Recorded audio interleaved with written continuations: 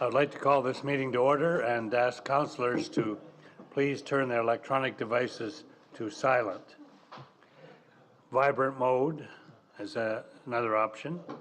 Ensure that you are all properly signed in to the system. Presume we are all signed in now. And I'm going to call on Councillor Ugolini for the land acknowledgement statement.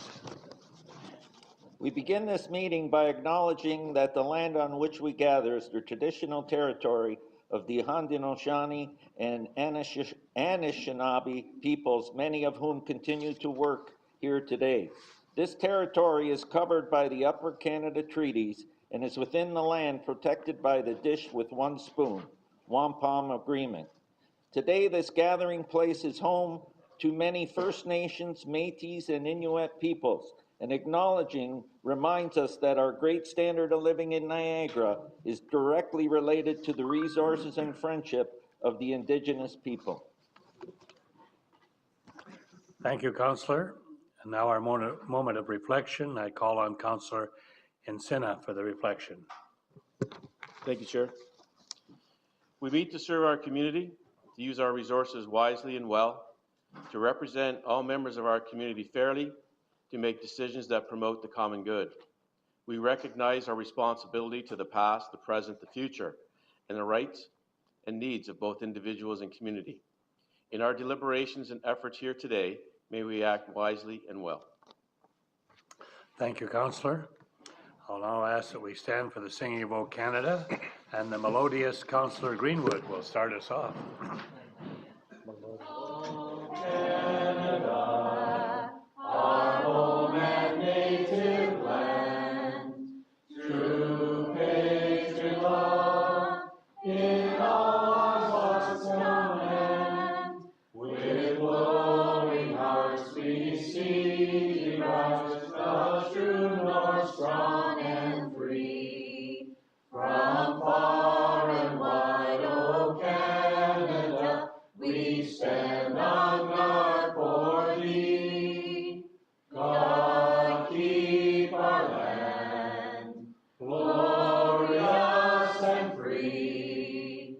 O Canada, we stand on guard for thee. O Canada, we stand on guard for thee.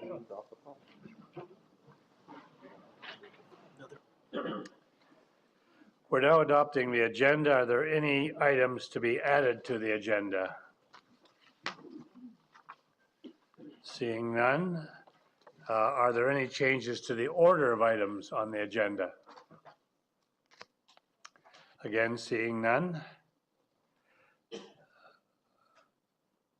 So I'm going to ask for a mover and seconder to adopt the agenda this evening. Councillor Ugolini has moved it and Councillor Encina has seconded. All in favor? Opposed? Motion is carried. Are there any disclosures of pecuniary interest on items before tonight? Councillor Edgar?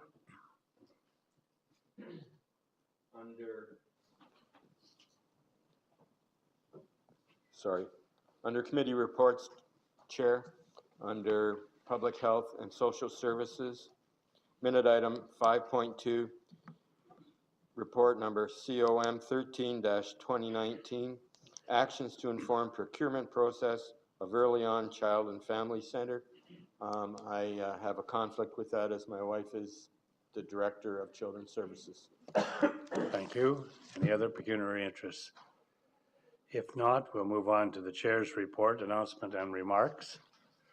By the way, I should tell you that I'm heavily reliant upon our staff to provide much of the information for these remarks. I don't want to take full credit for them by any means. The last few weeks have been busy in our community, and I've had the pleasure of participating in numerous events across Niagara that clearly illustrate what a great region in which we live. I recently took part in a 31st annual volunteer recognition event in St. Catharines, where nearly 100 individuals were acknowledged for their numerous contributions to their community. It It was my pleasure to recognize these residents and to become inspired by their stories of how they're making the community a better place in which to reside. Of course, presiding over the evening was Mayor Senzik, and this is, the month of April is the month we traditionally pay tribute to volunteers, so it is really nice to see all the organizations paying tribute to the volunteers who play such a significant role in our communities. Earlier this month, I joined many of you and hundreds of leaders from across Niagara to deliver the State of the Region address. The focus was on Niagara's past successes, the importance of teamwork, and the bright future that is ahead for us. I want to thank Dr. Dan Patterson, Dr. Gervin Piran, Ellie Hughes, and Lori Beach, and Mike Watt for participating in a stimulating discussion panel, as well as Tim Dennis for his excellent moderation. I was also honored to bring greetings to a number of different events over the past several weeks, including the Para Sport Festival in Niagara Falls and the opening of the joint CMHA Niagara Health Addictions and Mental Health Facility. Again, I can't say what a great privilege it is to represent council at all these worthwhile events. I want to say as well, it is always most welcome to see individual regional councillors who are able to attend, some on behalf of the region, in other words, on my behalf, where I've been invited, and others simply attending as members of regional council. It is really nice to do that. I hope a very recent one came up, and Councillor Easton will remind me if I don't mention the very significant one I attended yesterday on behalf of council. Finally, I was recently provided some introductory remarks at the public unveiling of Dr. David Siegel's policy brief on the state of governance review at Brock University. It was a well-attended event and spoke of the keen interest in our community for the outcome of this review. Again, some members of the Regional Council were able to attend. We appreciate that very much. I also want to say, because it may not be in here, that I had the opportunity to attend the, I don't know if I'd call it the State of Lincoln, but it was certainly the Mayor's special day at the town of Lincoln, and enjoyed the address of Councillor East on that occasion as in her capacity as the Mayor of Lincoln. So it was nice to see these happening around the various communities. It was, by the way, a packed house, a sold-out house. Provincial budget. I have consulted with representatives of our staff to, as I did with the federal budget when it came out, to see what implications it might have for those of us who sit around this table. We've had some time to process the provincial budget. It was delivered on April 11th. I want to spend some time sharing some reflections and thoughts on what the budget means to Niagara. Staff have been working diligently since the budget was released to gain a better understanding of how it may impact service levels and day-to-day operations for Niagara. While it's still early days, a clearer picture is starting to form as to the direction being taken by the government. In regard to public health, the province has announced both the intention to consolidate 35 local health units across the province, diminishing them down to 10.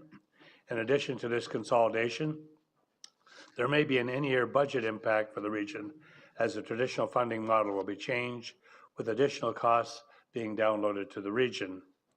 By 2022, the public health funding model may further be altered to put 40% of the burden on the local municipalities. While the province is saying that these funding changes will have no impact on frontline services and are designed to allow local communities to have more control over public health, I think it is still too early to completely predict the impacts of the policy decision. Staff will continue to seek a more complete understanding of how these changes will affect frontline services as well as funding over the next several years. Community Services has also received some initial budget information from the province that would indicate reductions in provincial subsidy in specific portfolios effective in 2019.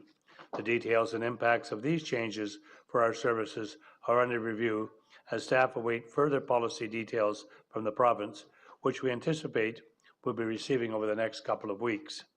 Staff are committed to sharing details with Council in the near future, including mitigation strategies, opportunities, and any potential service impacts. The provincial budget also made reference to streamlining EMS operations and dispatch services across Ontario, while exploring new models of care and delivery of emergency health services for patients. As is the case with many other items announced in the budget, the details regarding the restructuring of EMS in Ontario have yet to be produced. However, the Ministry of Health and Long-Term Care has committed to working directly with municipal partners and AMO to develop a path forward together. We look forward to being active participants in this process as EMS was transformed across Ontario. If I may say here, we're quite proud of what we have, a very special circumstance that has been achieved by Council previously, of a special dispatch service that we have here that is the envy of many in the province. Regional staff is committed to bringing Council the most up-to-date information possible as more details of budget become known. I know I'm speaking for all of Council when I say we are committed to working creatively and effectively to ensure as little disruption to client services as possible as the effects of the provincial budget are realized. I want to remind Council that all are invited to attend a historic raising of a flag on Monday at 1 p.m. at regional headquarters as a declaration of April 29th to May 5th as the Navy Week in Canada. As part of Navy Week, a remembrance of the Battle of the Atlantic will take place on May 4th at Navy Hall in Niagara-on-the-Lake. A parade will also be taking place on May 5th, starting at Navy Hall in Niagara-on-the-Lake. Finally, I want to remind councillors of the planning session that is taking place on Saturday, May 11th, that will act as the next phase of development of our strategic plan.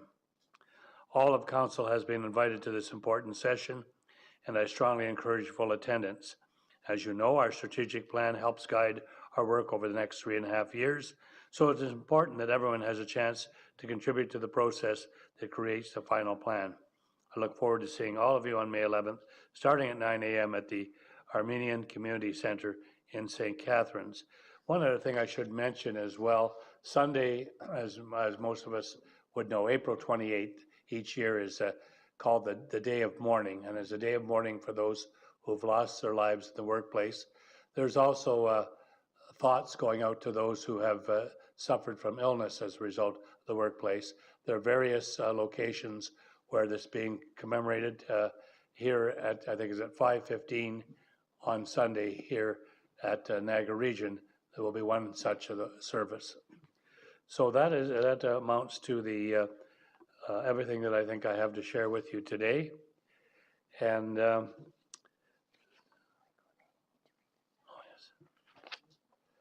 okay, I have the following now.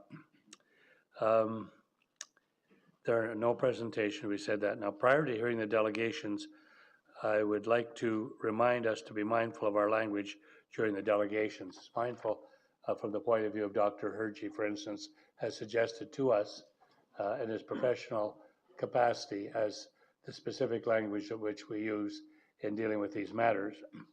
So as a request to our guests and a reminder to all of us on council, on staff, and the media, Dr. Hergy has advised previously that we should be mindful of the language when discussing the topic of suicide. The language we use can put persons in distress at greater risk of dying by suicide, and that is not, I'm sure, what any one of us would want. So here are some of the ways that Dr. Hergy has ensured that we can use safe language.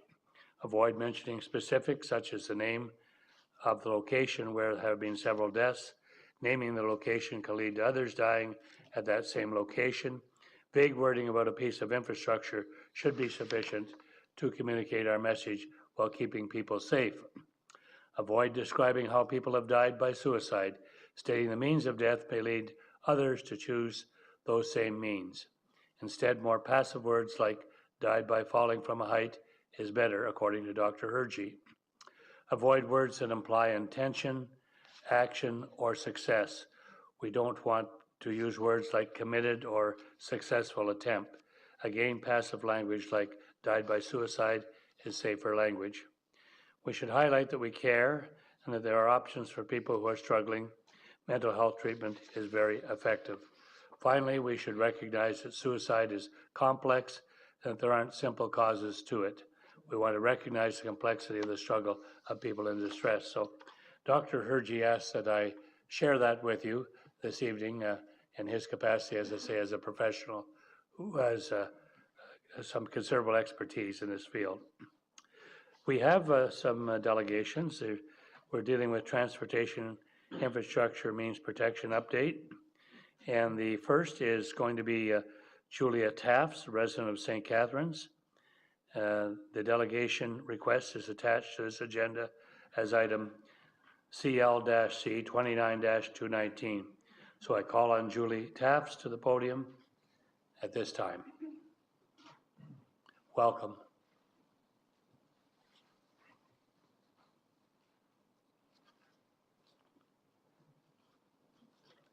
Thank you, Ms. Tafts, for being with us this evening. First of all, I would like to thank you for the opportunity to be here and be able to speak to you today about a topic that means so very much to me and many others. Hi, my name is Julie, and yes, I am here today to tell you a little bit about my journey with mental health. I was first diagnosed in my teens, and it has been a long journey this far. I began harming myself when I was about 16 years old, as a way to try to cope with life, or even as a way to avoid certain situations as well. I have had many long hospital admissions, from Hamilton to St. Catharines, all with the same results. I never really got any better. As the years progressed, my acts of self-harm became more and more severe. Most recently, my parents were told that I may not survive after I swallowed something that I knew was very dangerous and would do more harm than good. Death was not the desired result I was looking for. I was just looking for an escape in that moment. I'm lucky I didn't die, because I really don't want to. The help from my care team I have now at the NHS is fantastic. They are helping me to face situations rather than avoid them, and to look for alternative ways to deal with my urges for self-harm. I am very much appreciative of this help, but I wish it came earlier in my life. My care team wants to see me succeed, and I believe that they care very much about me and want to see me carry on with my journey. I am a survivor and want to keep on surviving. I have been pulled off bridges in the past. I know what it's like to be that person standing on a bridge over the edge and ready to let go. I feel if we can save more people and give them the hope and help that there is out there like I am now receiving, I say we go for it. I'm here to advocate for the installations of barriers, if that's what it takes. How can we put a price tag on someone's life? I want to be the one that helps provide hope to these people. I wrote a poem a while back and read it at an event at Brock University. It is about hope, and I would like to read it here again today because it has a clear message that I would like to leave you all with. It's called Julie's Hope Poem, and it goes something like this. Hope is something to aspire, something in our life that we all require. I am learning to cope because I am now finding hope. I am tough, even though I struggle with thoughts that are rough. Hope is becoming more than just a word to me. It is part of my journey, even though sometimes it is difficult to see. All this stuff about hope I'm trying to retain. To be hopeful, I will remain. Hope is not something you learn in college. It is within yourself and you have to acknowledge. Please consider being someone's hope. Do the right thing. Search within yourself and ask, what price is too much to put on a life? Thank you. Thank you very much. Any questions? Delegation.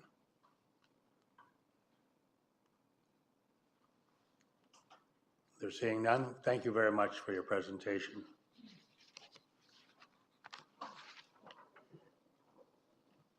The next delegation is Lacey Wilmot, resident town of Fort Erie.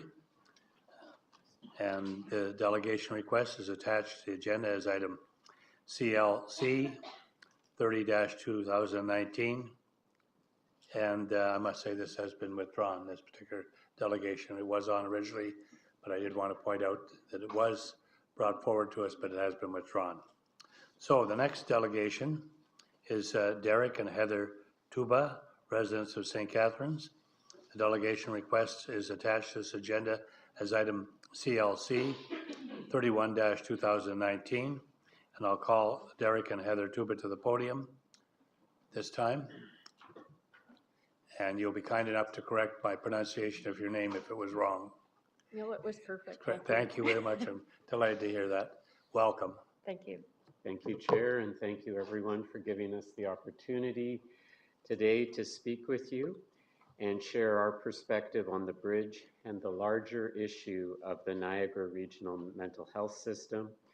As has already been acknowledged, my name is Derek Tuba, and I am a user of the mental health system due to complex mental health issues, including complex PTSD, which I suffer from. My wife, Heather, is my partner of 29 years, and she provides online support for partners of people with developmental trauma or complex PTSD. I will speak first, and then Heather will follow me. We are new to Niagara, having lived here for just under 2 years. However, what has propelled us to come tonight is personal and public concern over the mental health crises. And I would mention that it's not just in Niagara. I recognize the concerns over mental health services and the people who use them is not limited to regional government. However, the communities of Niagara have been deeply impacted by the events that have taken place on the infrastructure, which are likely a result of the larger issue of mental health support. There is an opportunity before the Regional Committee to take a first step into the issue by supporting the installation of a protective structure. I will now provide some thoughts from my experience about why people with mental health issues may be more at risk today in Niagara. In the past year, I have been in the emergency mental health unit 4 times, including a 15-day recent stay. Most recently, a week ago, there were 19 people in the emergency mental health for a unit that has 6 beds. My average wait time to see a psychiatrist is approximately 10 hours. Nurses are constantly asking patients if they are safe enough to go home to be able to make room for other people coming into emergency. And people do leave, and I don't believe that everyone that leaves is safe. I believe this is putting people at risk. For those with complex mental health issues, such as myself, it would be ideal to be followed by a psychiatrist. Unfortunately, this is not the case today, and it can result in people not receiving the follow-up care they need. In some cases, this lack of access to adequate care can lead to a downward spiral, resulting in irreversible actions.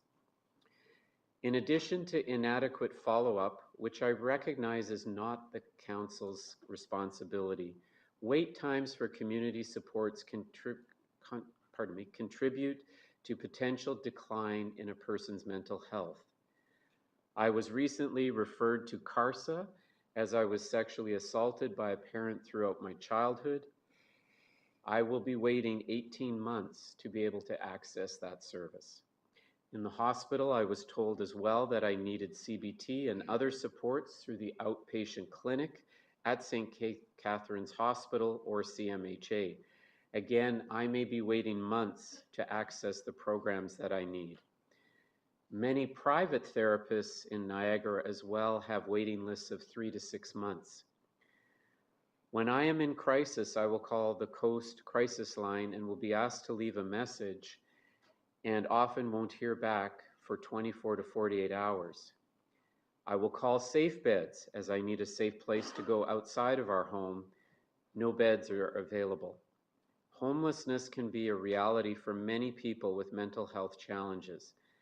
Most consumers of the mental health system are in a perpetual state of waiting. That alone is challenging and in some cases leads to detrimental actions, which in turn leads to family and community trauma. Thank you. As Derek's spouse, I can personally attest to the strain and the uncertainty mental health issues places on the family unit. Mental health is a family issue.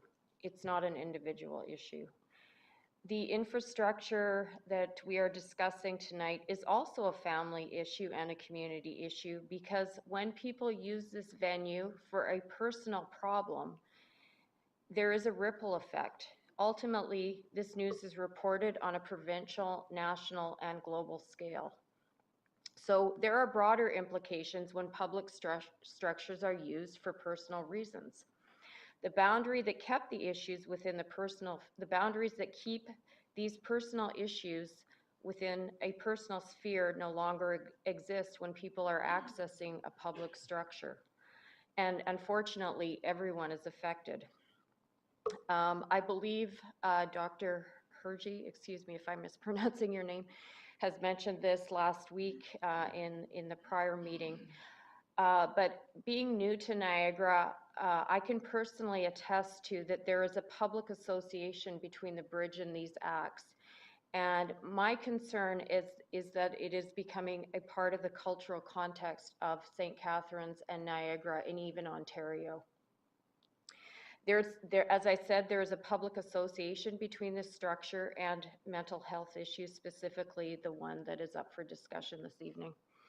And when something becomes embedded in the language of a community and a culture, it's very difficult to undo that. It can take years.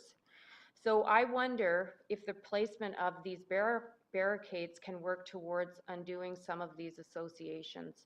And I wonder if this will set an example for other communities in Ontario and in Canada and ultimately globally. Well, the changes to this piece of infrastructure do not address the dire need for community resources and improved coordination between concerned parties. The placement of the barricades does indicate the level of urgency and concern for the well-being of vulnerable citizens. So I applaud the Council's commitment to increase training around this issue, as has been discussed in previous meetings.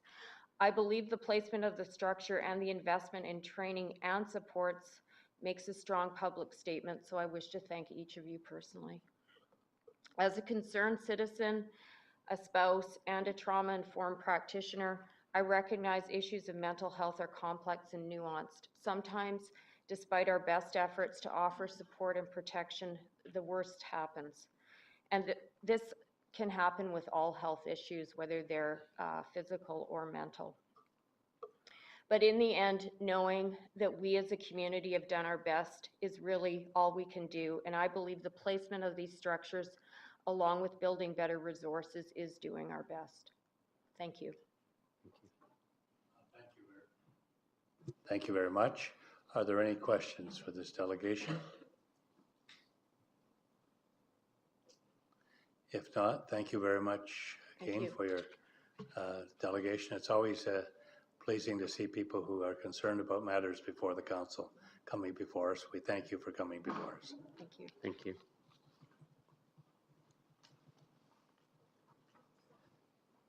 On your agenda, you will see a delegation from Taylor Thomas. Taylor Thomas has informed us that she was not able to attend tonight's meeting to provide her delegation. We'll now move to the adoption of minutes. There are two council sets of minutes, council minutes, CL 07219 from Thursday, March 28, 2019. That's the special meeting. And there was the council minute CL 08 2019, Thursday, March 28, 2019, the regular meeting. I'll call on Councillor Gale for the motion to adopt the minutes.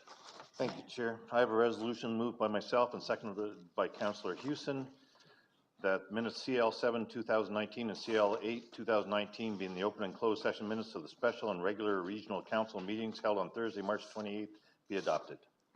Thank you, Councillor Gale. Any discussion? If not, I'll call the question. All in favor? Opposed? The motion is carried. You will see correspondence that is listed on your agenda. And I will call on Councillor Jordan for the motion to receive the correspondence. Moved by myself and seconded by Councillor Ugliini that the items be received and or referred be dealt with as noted in the council agenda and if issued addendum. Any discussion? If not, I'll call the motion. The question in this particular case, all in favor? Opposed? The motion is carried. Next for consideration, it was CL-C 28, 2019 was a request for appointment to the Waste Management Planning Steering Committee. I'll call on Councillor Ugolini for the motion. Through you, Mr. Chair. Moved by myself, seconded by Councillor Jordan, that correspondence item CLC 28-2019, respecting request for appointment to the Waste Management Steering Committee be received, and that Councillor Edgar be appointed to the Waste Management Planning Steering Committee, and that the Waste Management Planning Steering Committee terms of reference be amended to provide for representation from 9 members of Regional Council. Thank you, Councillor. Any discussion? If not, I'll call the question. All in favor? Opposed? Motion is carried. The next item is C11.2.2 CL-C 34-2019 Standing Committee Appointment. I'll call on Councillor Edgar for the motion. I have a excuse me. Moved by myself and seconded by Barbara Greenwood that correspondence item CLC 34-2019 respecting standing committee appointment be received, and that effective immediately, Councillor Yip be appointed to the Public Works Committee. Thank you, Councillor. Any discussion? If not, I'll call the question. All in favor? Opposed? The motion is carried. Next, we're dealing with committee reports from open session. Committee of the Whole. This is the minutes of COTW. That means Committee of the Whole, by the way. 02-219, Thursday, April 4, 2019. I'll call on Councillor Height for the motion. Councillor Height. Moved by myself, seconded by Councillor Butters, that the report COTW 02-2019 being the open session minutes of the Committee of Whole meeting held on Thursday, April 4th, 2019 be received and the recommendations contained therein be approved. Thank you, Councillor. Any discussion? If not, I will call the question. All in favor? Opposed? Motion carried. Next is the Procedural Bylaw Review Committee minutes. I'll call on Councillor Yip for the motion. Thank you. I have a resolution moved by myself and seconded by Councillor Hewson that report PBLRC 01-2019 being the open session minutes of the Procedural Bylaw Review Committee meeting held on Wednesday, April 10th, 2019 be received and the recommendations contained therein be approved. Any discussion? If not, I'll call the question. All in favor? Opposed? Motion carried. Next will be the Committee of the Whole minutes. Committee of the Whole, Thursday, April 11, 2019. I'll call on Councillor Nicholson for the motion. Thank you, Chair. I have a resolution moved by myself and seconded by Councillor Hewson that report COTW 03-219 being the open session minutes of the Committee of the Whole meeting held on Thursday, April 11th, 2019 be received and that the recommendations contained therein be approved. Thank you, Councillor. Any discussion? If not, I'll call the question. All in favor? Opposed? The motion is carried. The next is dealing with 12.4 Public Works Committee. The minutes of Public Works Committee 4-2019, Tuesday, April 16, 2019. I'll call on Councillor Rigby for the motion.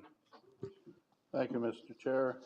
I have a resolution moved by myself and seconded by Councillor Edgar that the report PWC 04-219 being the open and closed sessions minutes of the Public Works Committee meeting held on Tuesday, April 16, 2019 be received and the recommendations contained therein be approved.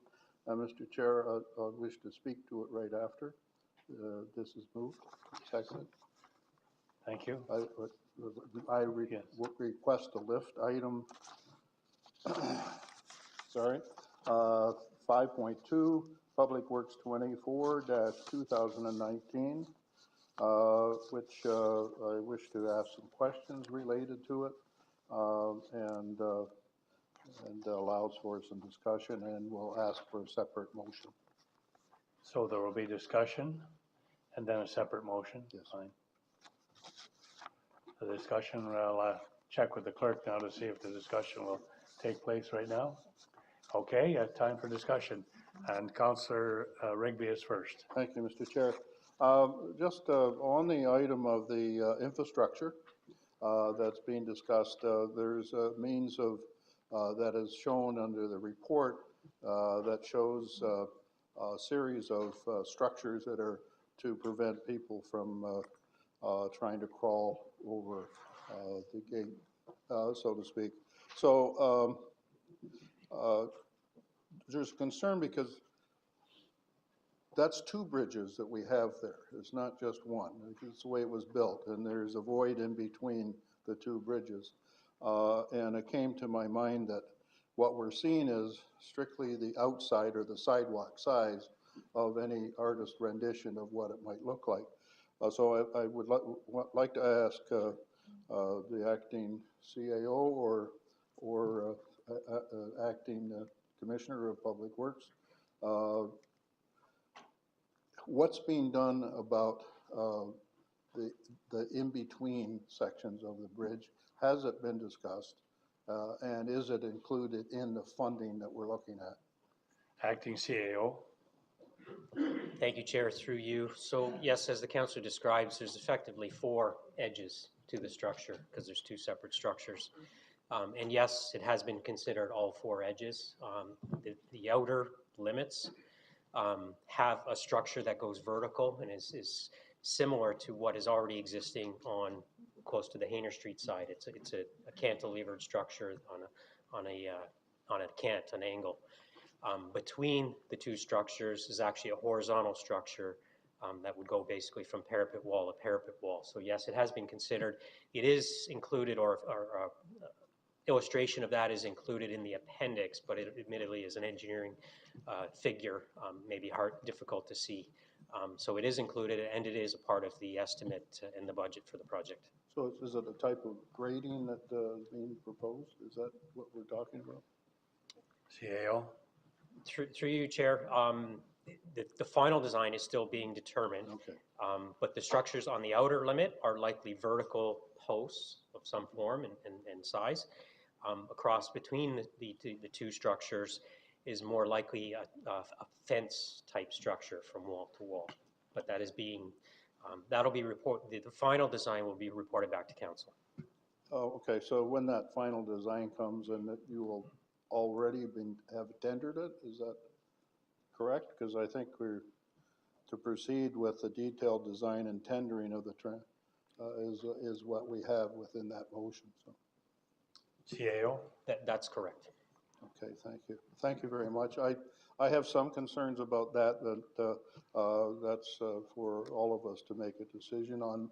I do have a question of Dr. Hershey, if I may, because our presenters, the couple, I thought did a very fine job, and certainly difficult time to be doing it.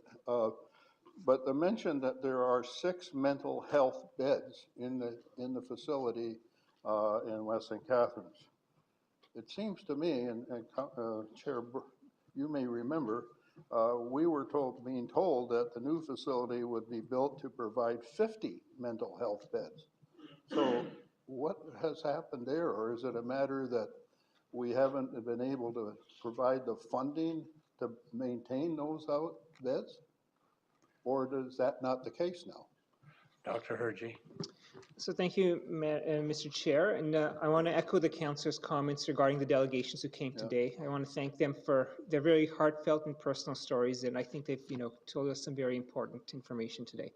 To the councillor's question, I can't speak for the Niagara Health System because obviously we don't work for them, and our funding is not what funds those beds. I wonder if perhaps it is a distinction between mental health beds versus emergency mental health beds. And so when we count, the long-term psychiatric beds, et cetera, it would end up being a larger number, but that is purely speculation. I think that's a question we have to take to Niagara Health. Yes, is it something that we can ask the Niagara Health about that and come back with that kind of information and see if beds are available but not open? Perhaps we should be making some aggressive suggestions to the LIN or the new health system. Mr. Chair, we could definitely follow up with Niagara Health for that information. Thank you very much. Thank you, Mr. Thank you for your questions, Councillor Rigby. Anyone else wish to ask a question or speak? I have Councillor Furtick is next. Thank you, Mr. Chair. I'm going to be speaking on behalf of Councillor Dart, who is not here, unfortunately. Unfortunately, he's not here tonight. He's down south. I wish to thank Councillor Furtick for reading this note on my behalf in his absence tonight. By the way, I have the approval of the parents of the gentleman's name that I'm going to mention.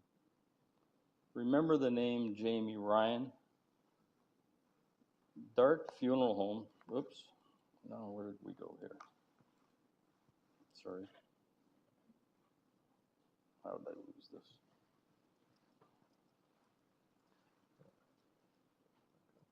Oh, there it is. Sorry. The funeral home, Dart Funeral Home, served him and his family. Jamie is one of the people who died by suicide at the structure that we are discussing about erecting a proposed barrier to prevent further deaths by suicide. I have permission from Jamie's parents, Jill and Tom Ryan, to use his name and theirs. Unless you live in Councillor Dart's profession, would you not understand anything much about suicide? In his 53 years as a funeral professional, he has helped about 350 families bury their loved ones, one after a suicide. These deaths are never easy for a family to take.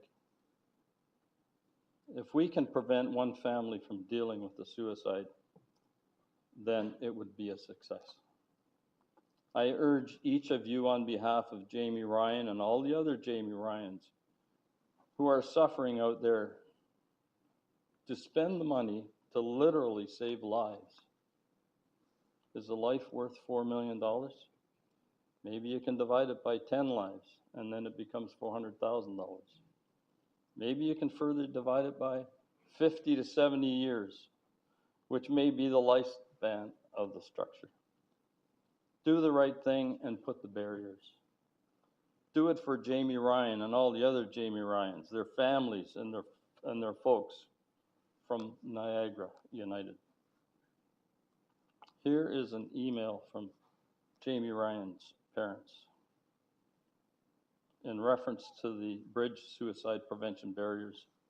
We are writing this note to you with the hope that you can convey our views to regional councillors debating the value of suicide prevention barriers at a specific bridge.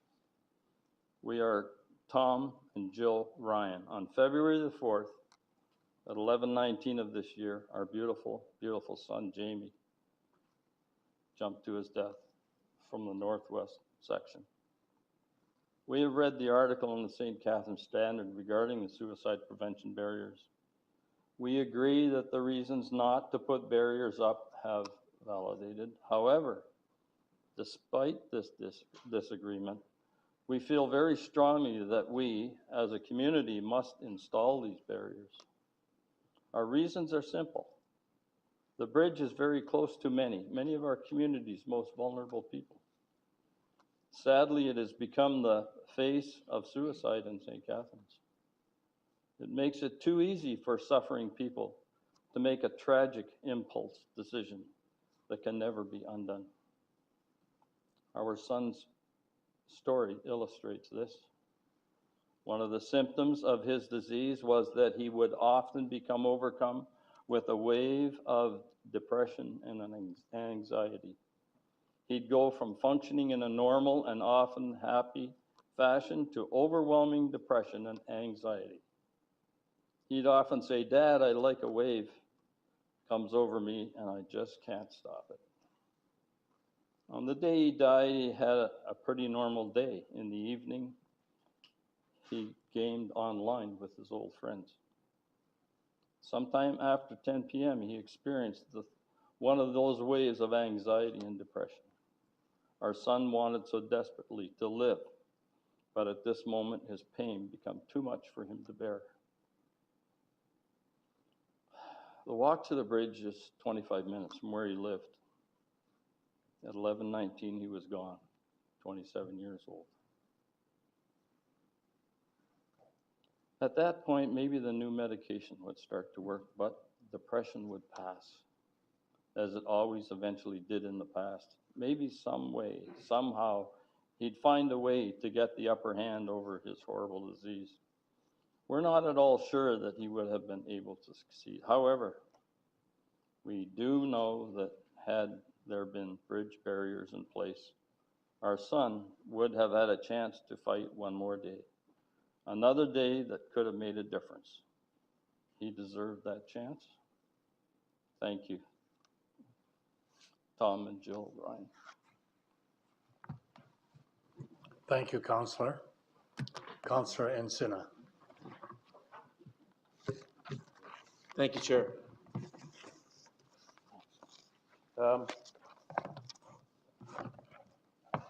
You are aware, I believe most are aware here of my position on the subject.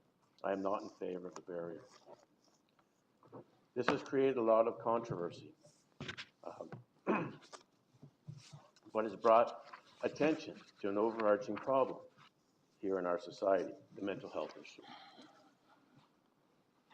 I believe I have given councillors alternatives to this, or alternative solutions to the infrastructure issue. $4 million would go a long way in the region for mental health. We can support a hub. We can have trained people in areas that could be possibly to prevent contagions. We can invest in the mental health programs in the region, just to name a few. No matter what the decision, there will be those who will be disappointed one way or the other. What must happen, though, is that we must move forward as a cohesive council, doing what is best for this region as a whole. We have heard from many people, both here at council and through emails and texts. We have seen several differing opinions by different people on both sides of the issue.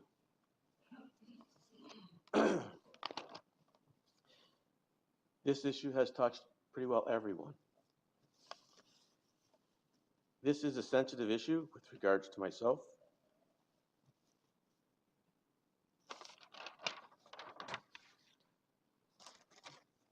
Death by suicide has had an effect on a lot of people, excuse me, and myself. I was thrust into positions and roles where I would not wish on anyone here.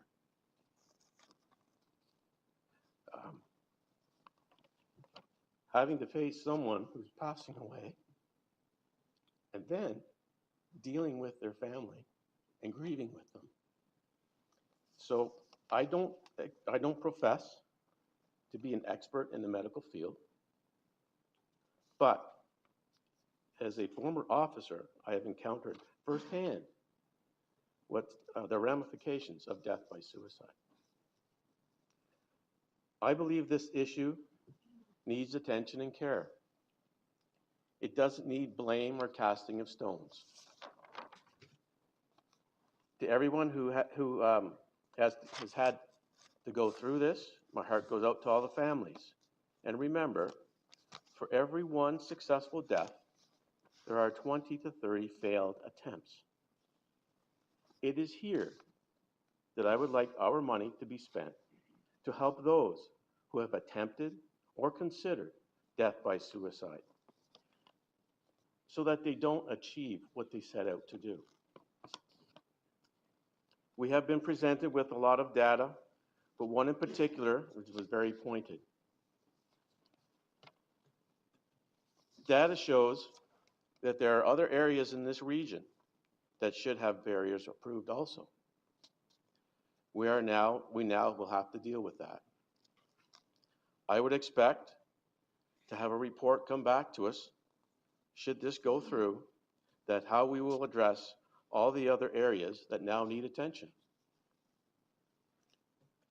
Councillors, once this barrier is erected, we are committed to address this situation at all other locations that we know of now. This is a difficult decision we must take. I ask that you act wisely with the region's best interests at heart.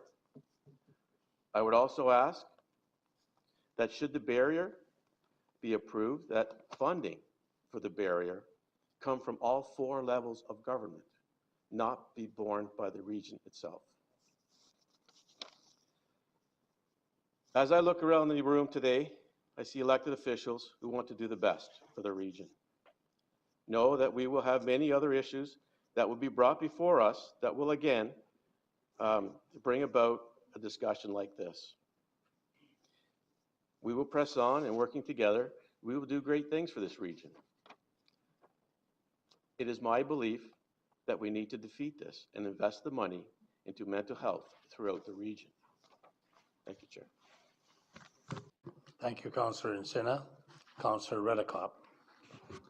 Thank you, Chair. I wasn't really going to speak to this issue, but a couple of things happened over the last weekend that I'll refer to. But as Councillor Encina said, this is a difficult issue. I think most of us have struggled with what we should do with this, and I didn't really know what I was going to do until last weekend. It's a very difficult issue for anybody that believes in fiscal prudence, but also believes in compassionately serving the people that we serve. Last Saturday, I guess it was actually Good Friday, I was going through some material, trying to do some housekeeping, and came across a newspaper article that talked about the Bloor Street Viaduct and how barriers were put up there years ago.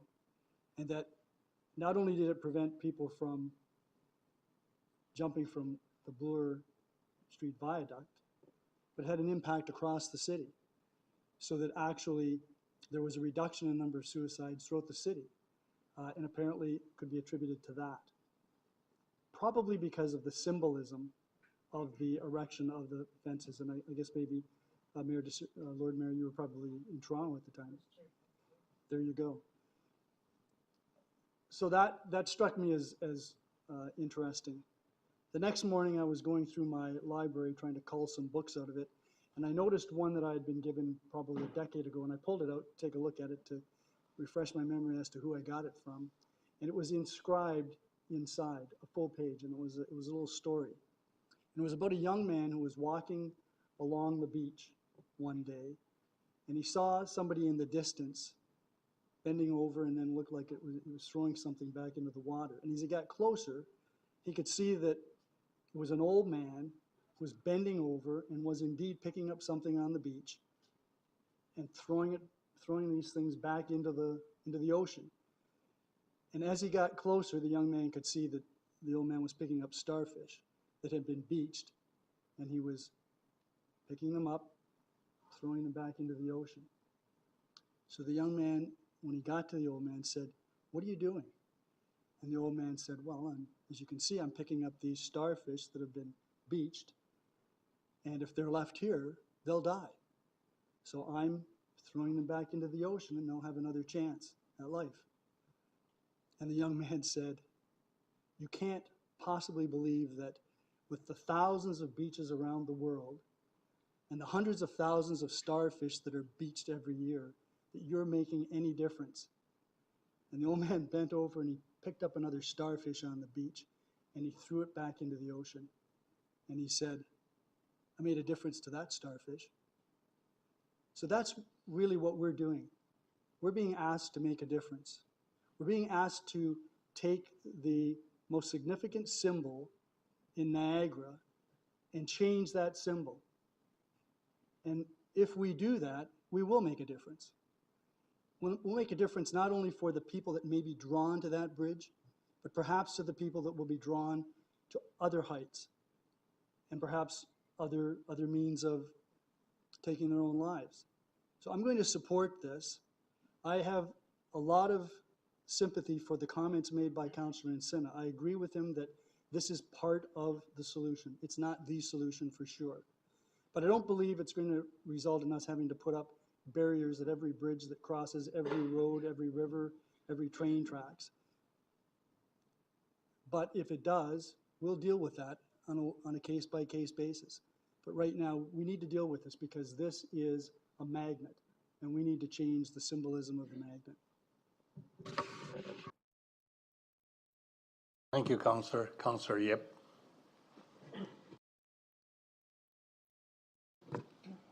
Thank you. Through you, Chair. As noted on the agenda, we were supposed to have a delegation from Taylor Thomas, but she couldn't be here tonight because she's currently staying at the Niagara Health System St. Catharines site. So she asked me to share this with you. As unfortunate as it is, we in Niagara have reached a point of crisis. No doubt about it, something must be done. One of the most controversial solutions to the region's deaths is barriers being installed on a piece of infrastructure.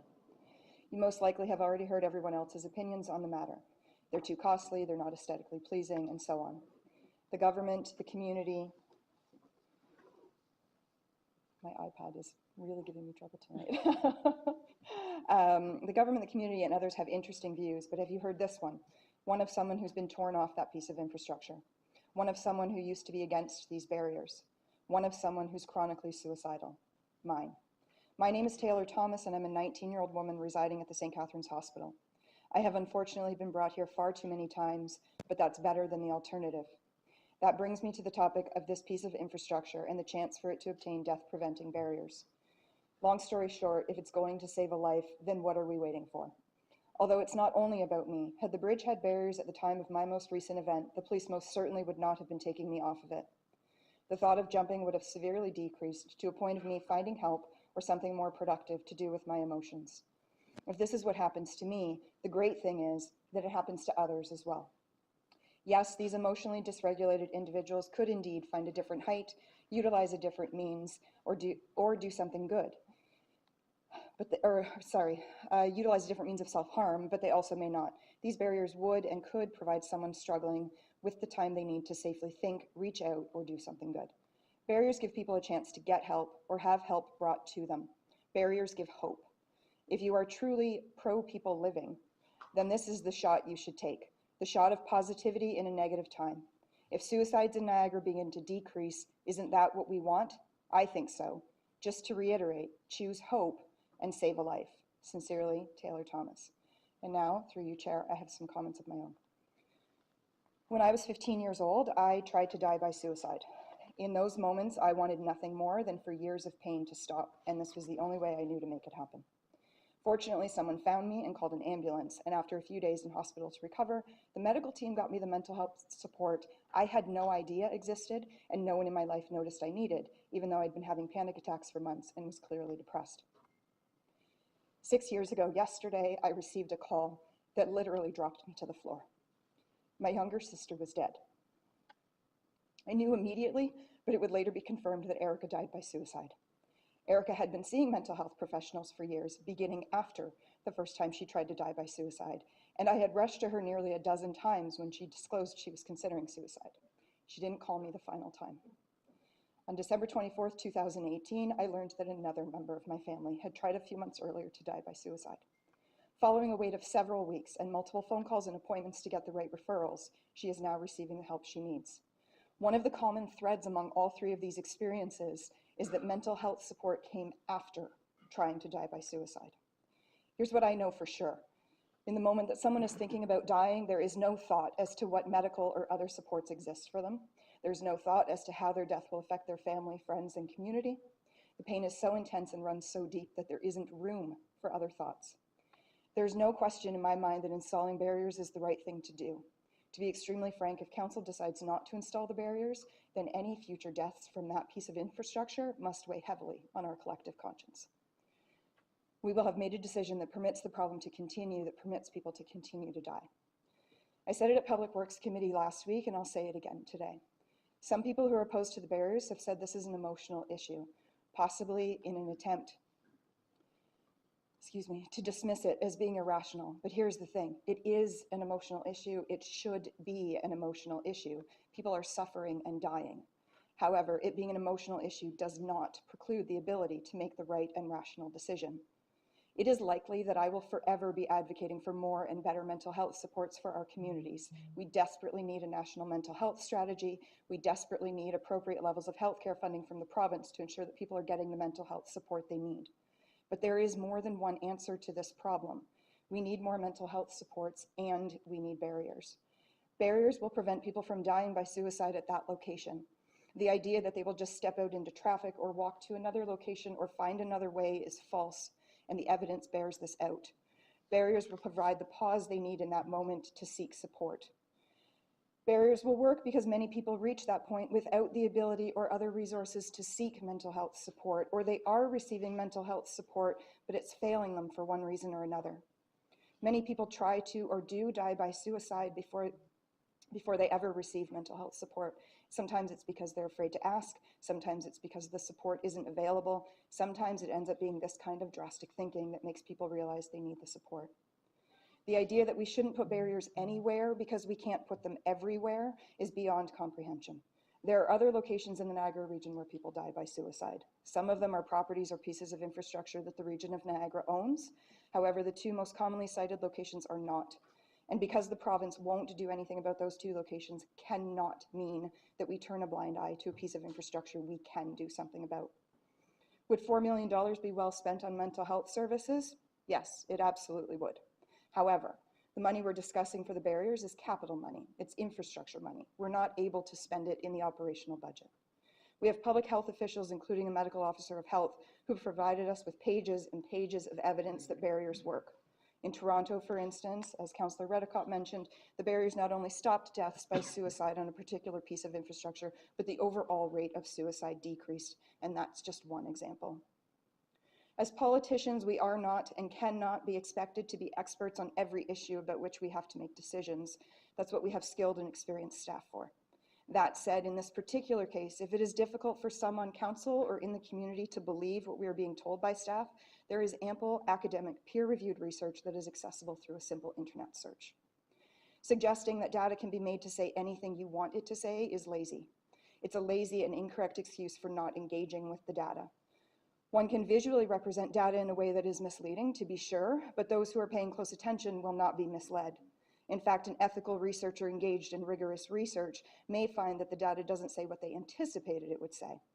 And they will still present the data accurately, lest their research be debunked when it cannot be replicated.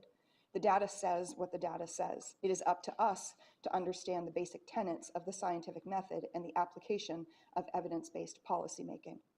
And in the absence of contradictory scientific evidence, make the decisions that are supported by the evidence. Emotion is not weakness, but if you want to talk about where feelings do and do not have a place, then if we do not base our decisions on evidence, we are essentially deciding to base our decisions on feelings, rejecting the science in favor of our guts. By that standard, nothing is sound policy, and reasonable decision-making becomes a pipe dream. In Niagara, we need to install literal barriers because there are so many figurative ones to addressing mental health concerns. And yes, probably all future pieces of this type of infrastructure should be constructed with barriers included. At the same time, we need to advocate for more and better mental health services and programs. Where it is within our mandate to do so, we need to maintain and implement mental health programs and services. There is more than one answer to this problem, and we can employ more than one strategy to resolve the problem to the extent we are able. We also need the provincial and federal governments to step up in a serious and meaningful way. We have an opportunity tonight to make a decision that will save lives. Please join me in doing that. Thank you. Thank you, Councillor. Councillor Easton. Thank you very much, Mr. Chairman. I'd like to acknowledge the testimonies that have been made this evening. They've been very, very helpful in understanding the personal loss and personal challenges that people are facing. Mr. Chairman, the motion is, the focus of the motion is the structure. And I appreciate the advice that Dr. Hergy has given on a number of occasions to help us both speak to the issue, but also understand it better. And however, I am looking for that plan for the future because I feel that the two of this motion and that plan are so tightly tied. And therefore, I'm not, I have no intentions of adjusting this motion because I feel the power of it needs to stand alone. However, I would like to ask through you to Dr. Hergy what the strategy will be for the future, what he plans to bring forward to the Public Health Committee, if anything, in order that we can move forward with the other part of the actions that need to be taken. So thank you, Mr. Chair. To answer the councillor's question, the report in the Public Health and Social Services Committee minutes from this past meeting does outline several elements of that strategy. So most importantly, there is the request that we fund 2 additional FTE to deliver certain preventive services. Beyond that, of course, we are continuing to work on several other issues. One is we're working with the organization that is still the LIN but is being dissolved, but whatever that organization is, we're working with them on a analysis of the mental health supports out in the community right now to understand where are the gaps, where are patients falling through, and how can we build a more seamless system there so people don't get missed. So that's one important element. Councillor Encina talked about a hub. We're engaging with some of our mental health community partners to examine that and the feasibility of having that as well. And then beyond that, of course, there's many other measures we've talked about in terms of the police putting up additional CCTVs to look at people who might be going to locations where they might be considering dying by suicide, so that can be prevented. Increased patrols by Niagara Regional Police as well. Thank you very much for rounding those all up because I think I've read several reports, but I was not able to think of those all in the last half hour or so. Dr. Hergy, through you, Mr. Chair, what should our concerns be as a council in terms of the silo effect of healthcare, which seems to be particularly grave at this time, and the leadership that we may be expected as a region to provide? I'm talking about things that would normally be provided by other providers or in other environments, but it would appear as though the leadership is possibly going to have to come from here, from public health. What would you, do you have any comments about that? I'm losing faith in the system as a whole, so I'm looking to you to help us have a better understanding of what the future could look like. Dr. Hergy. So, thank you, Mr. Chair. I think this is a difficult question to answer, given that the provincial government is outlining quite radical reforms of the healthcare system, of the public health system, of our ambulance system, and so it's difficult to know what the end state of that is. I think there's a general agreement really by all parties, be it the provincial government, be it us, be it the mental health system, be it the LIN, that there are improvements to be made in healthcare, and particularly some improvements to be made in dealing with those silos that you've talked about different groups working more closely together.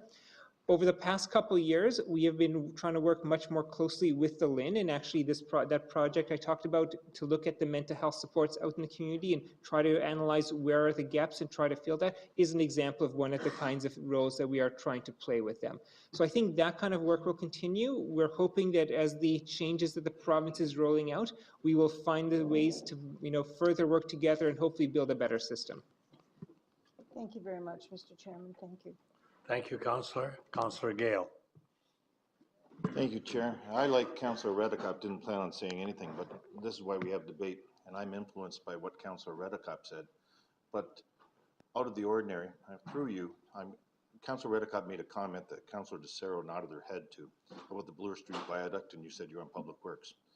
So if it's inappropriate, you say it, but I'm going to ask Councillor DeCero by way of a nod. Did it help? Is what he said correct about the rest of the city? I wish I had known that before. So I'll get her to answer. Councillor DeZero. If I may. Response to Councillor Through Gale, you, Mr. Chair, yes. During that time, I was actually Chair of Public Works, and it was about $1.5 million to build the luminous veil for the Bloor Viaduct. And it was through someone that I knew, an architect, Alice Kirkland, and it came forward and brought people forward that were either under the bridge when there was an incident, or were family members of people who had used the Bloor Viaduct. And it was a very painful experience for the city. We went ahead with the luminous veil, and it was a very tight vote. But I think those people that supported putting the luminous veil up was because they did see it as presenting a symbol of hope to those people that were in despair, and it did become a symbol of hope.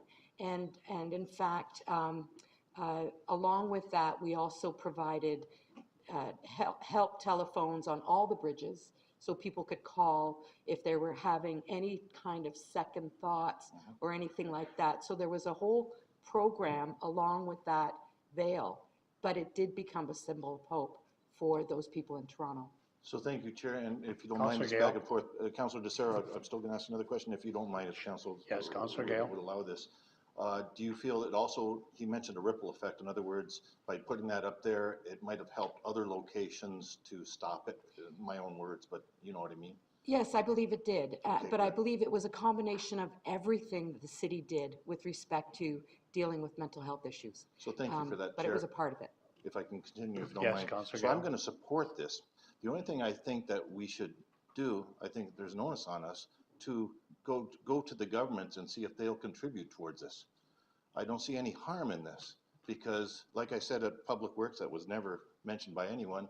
I've got two ladies that came to me and said, I don't want to drive the 406 anymore for fear of what could happen. My comeback to them was you'd probably be hit by a bolt of lightning before that happened, but still, that's a fear they have, and that's borne by the Ministry of Transportation. I also mentioned the federal government, where with infrastructure money, they wanted to rush things through with money going around. So I think they bear some responsibility on this. They could all say no. The odds are they're going to say no. And I also think the city of St. Catharines should possibly contribute to this too, because right now there's some people in Port Colborne, Fort Erie and that saying, why should we contribute to this and that? And I think it is a community, a regional item here, and there could be a ripple effect, but I don't see the harm in asking about this. So who made this motion, Chair? Was it Councillor Senzik, or was it who? I'm sorry?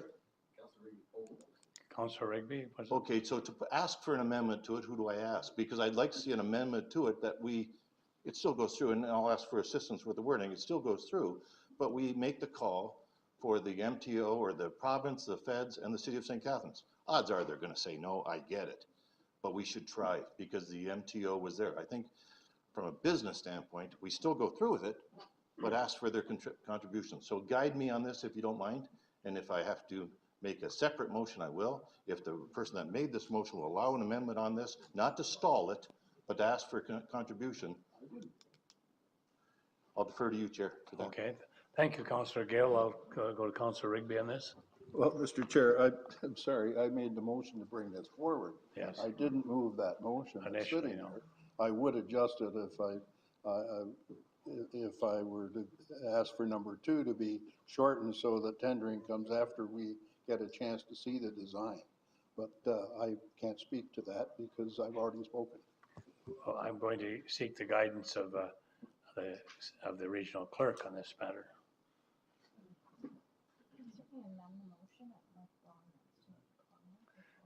We will turn to the CAO and he may offer some wisdom in this regard.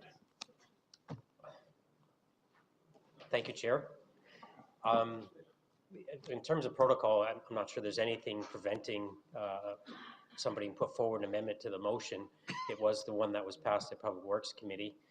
I understand the intent and I guess the expectation. We're still moving forward, but we make the ask. I'll just note, and I think most council knows this, we made at least 2, maybe 3 asks for additional funds for the structure throughout the course of the project, and the response was no in those cases. Chair, if I might respond to that, Gale? if you don't mind. The extra funds were because of shortfall, because of the bridge and the development of it. This is different now because of the 406 situation. And the powers to be in the MTO should have been aware of this if they had looked at the Bloor Street Viaduct or whatever years those were done. I'm not sure. I think it's a different game than just asking them because we're over by $40 million or whatever on building the bridge, we need more money. This is a safety issue. I don't think it hurts to ask and put the reasons why we're asking here. It's your highway going underneath that people are fearful of driving on. So, Thank you, Councillor Gale. I'm going to ask Dr. Hergy to make a comment. We will come back to Councillor Gale. Dr. Hergy.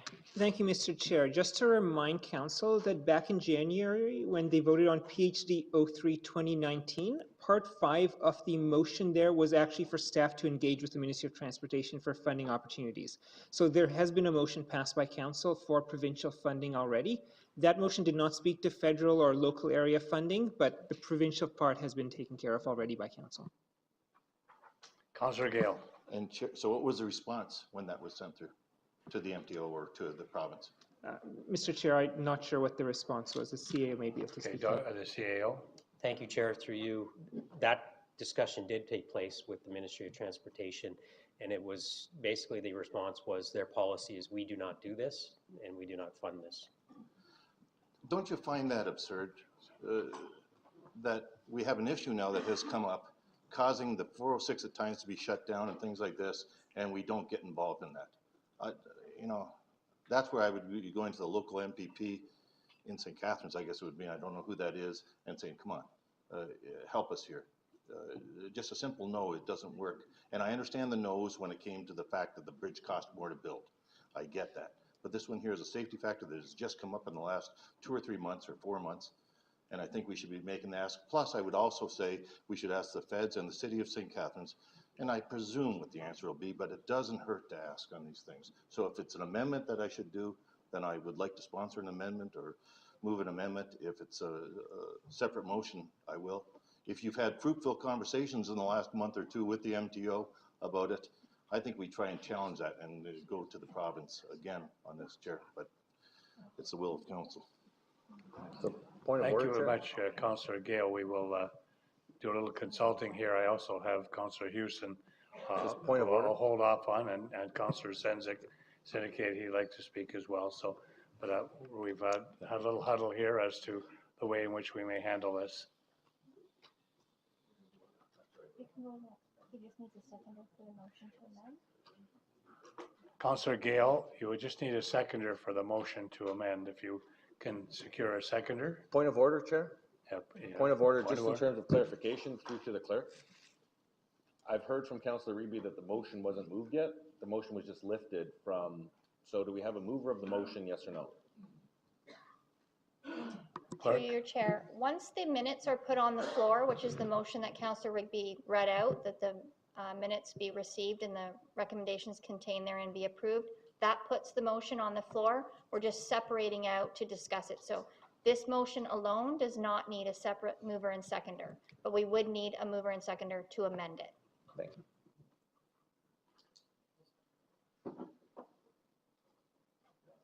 So we're doing our little consultation here to clarify what's going to happen. And the clerk is now working on the precise wording that you'll see appear on your screen shortly.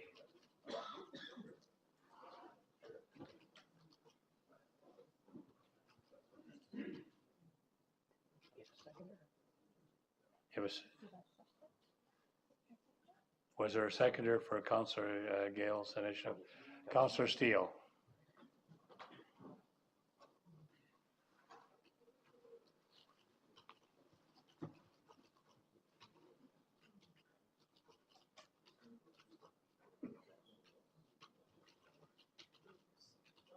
I want to assure Councillor Houston I have not forgotten her.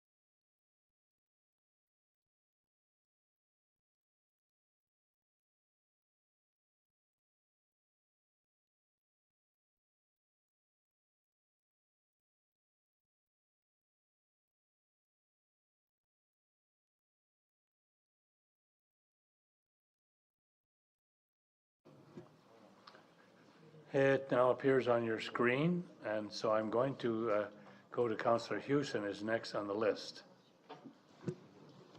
Thank you, through you, Chair. I am very much in favor of the barriers. I think, you know, this is an immediate problem before us. We have an opportunity to exhibit leadership over this and right a wrong in our community.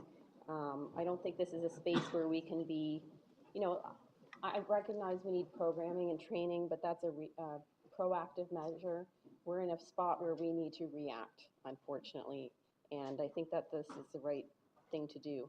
But I just want to also bring up that all of you received an email from the police services where I asked them if they could quantify the percentage of their calls that are going towards mental health, and they put it at $2 million. In addition to that, I also asked Mr. Smith of EMS to quantify mental health calls, and he put it at $2.65 million. We're already spending $4.65 million a year on mental health issues. So if we could be more proactive in addressing this situation, I think it would be to align those resources and connect with our community partner organizations and make sure that all of that money is being allocated where it needs to be.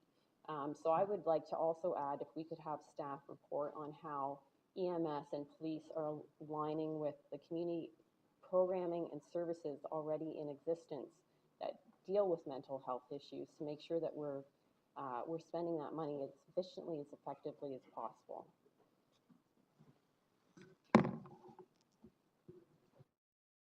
Thank you, Councillor Houston. That can either be done, I suppose, as a recommendation, or it can be done as an amendment. I'll get to Councillor Rigby to give us some help there.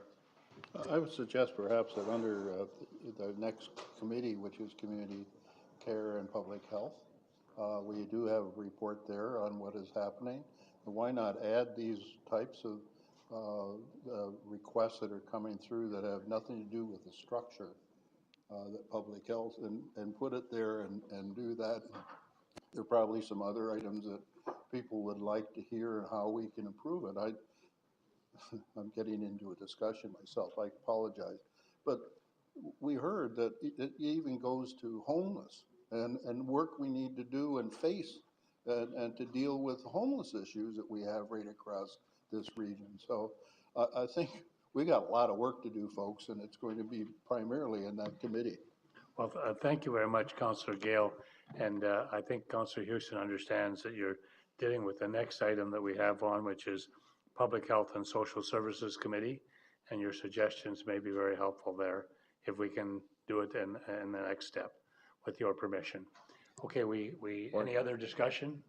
We have Point of clarification, just on the through amendment. clerk. On the amendment. Just want to make sure the protocol is being followed, so we're dealing with the amendment. Yes, sir. Okay, just making sure that following the process. Any other speakers to the amendment, by the way, first of all? Councillor Zalepa. Thanks, Mr. Chair, and thanks, Mayor Senzek, for getting us back on track. I want to speak to the amendment. So I can't support the amendment in that I'm supportive of. We've already given direction to the staff to talk to the province, and that's great.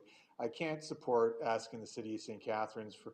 I don't think that makes any sense from an asset ownership point of view. So I just can't support that. I liked all the other conversations that come from Councillor Houston, but I think that's another conversation. So I'm going to vote against the amendment just because I just don't think it makes sense to ask one municipality to do that when we own the asset. So it just makes no sense to me. So anyways, thanks for letting me say that. Thank you, Councillor Zalepa. Councillor Kiokio. Thank you, Mr. Chair. Just real quickly, if this number 4 is approved this evening, is this going to stall the barrier? CAO? To the CAO. Through you, Chair, no. Within this motion, as well as the capital budget process, there are funds sufficient to go forward with the project. We're simply looking to offset some of those funds. We will continue forward with the project. Any further discussion? I see Councillor Dalala. It was taken care of. Thank you. No? Okay. Thank you very much. Any other people wish to speak to this? I see Councillor DeZero. As well, about the amendment, the federal and the provincial governments do have money for infrastructure, and if it's not going to stop or stall or prolong the construction of the bridge, of the barrier, then I don't see any problem in continuing some discussion with the provincial government, the federal government to do that. I do have some concerns about the city of St. Catharines and asking them to contribute. It would, if we asked every municipality to contribute, I would think that was probably fairer than just asking one. So if we remove the city of St. Catharines, I'd be happy to support it. If not, I don't think I can. Thank you. Councillor Gale. Chair, then take off City of St. Catharines. The reason I put that on there was because of the, I gotta choose my words right, homeless situation around there, and it's so close to downtown that I thought that they bore some responsibility for this there. But if this causes that not to go through, take it off. So I have no problem taking 6, because I know what the answer is going to be anyways. So, but there's no harm in asking. I don't put up with the answer with the MTO though, on it. I think that's a fight that we should take to our local MPP and say you should be paying something towards. Thank you very much, Councillor Gale. Councillor Gale has been kind enough to withdraw the part that makes reference to the city of St. Catharines as his amendment. Councillor Senjik, do you wish to speak? No. So, it's going to change on your screen.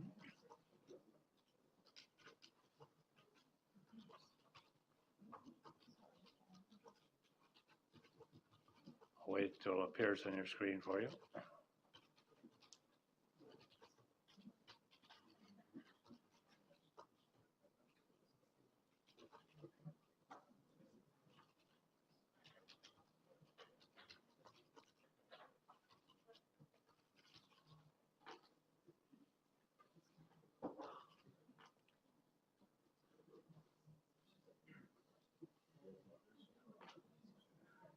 It now appears on your screen. Take a moment to look at the motion before us. We're going to vote on the amendment first, and then if that passes, we vote on the whole motion. The motion as amended, in other words. So any other discussion on the amendment? If not, I'll call the motion. All in favor of the amendment? Opposed? The motion is carried. Now I'll be calling for the whole motion, and I have some speakers who've asked to speak. Councillor Houston, you have spoken, your name appears, but you wish, no, okay. Councillor Kiokio. Thank you, Mr. Chair. I think I accidentally pressed the button, but I will speak to it. Yeah. So I mean, a couple. But you're still going to speak. That's yeah, fine. I'm still going to speak to it. I got some time, so I'm going to speak in favor, Mr. Chair. A couple weeks ago, I was really undecided as where I was, where I was voting. But I know Dr. Hergy provided some excellent information at our public health meeting, and we had some excellent presentation by some community groups that really provided some excellent information why we should have a barrier there. And what really got me, and I know at the last meeting, our public health meeting, when Dr. Hergy said, when you say that name of that certain infrastructure, what's the first thing that comes in your mind, right? It was suicide. And right there, my decision was made. So I thank Dr. Hergy for just that little tidbit to make me decide to go that way. So I hope we can pass unanimously, but I'm speaking in total favor of the infrastructure. Thank you, Councillor. Councillor DeZero.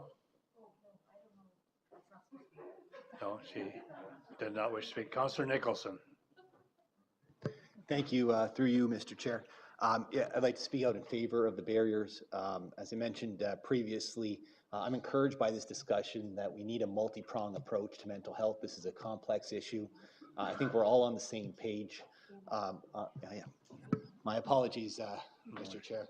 I think we're all on the same page. We need a multi-pronged approach to this, and there's obviously restricting means, there's awareness, there's education, and this is one component. And I think it's a very effective component, and it's one that the cost is significant, but it's the upside is huge, and it's justifiable given the upside. And I'd also like to thank Councillor Gale for that recommendation on number 4. I think that there's no downside with respect to that recommendation, and it's one in which it might help with the cost issue. So I'd be voting in favor of this motion.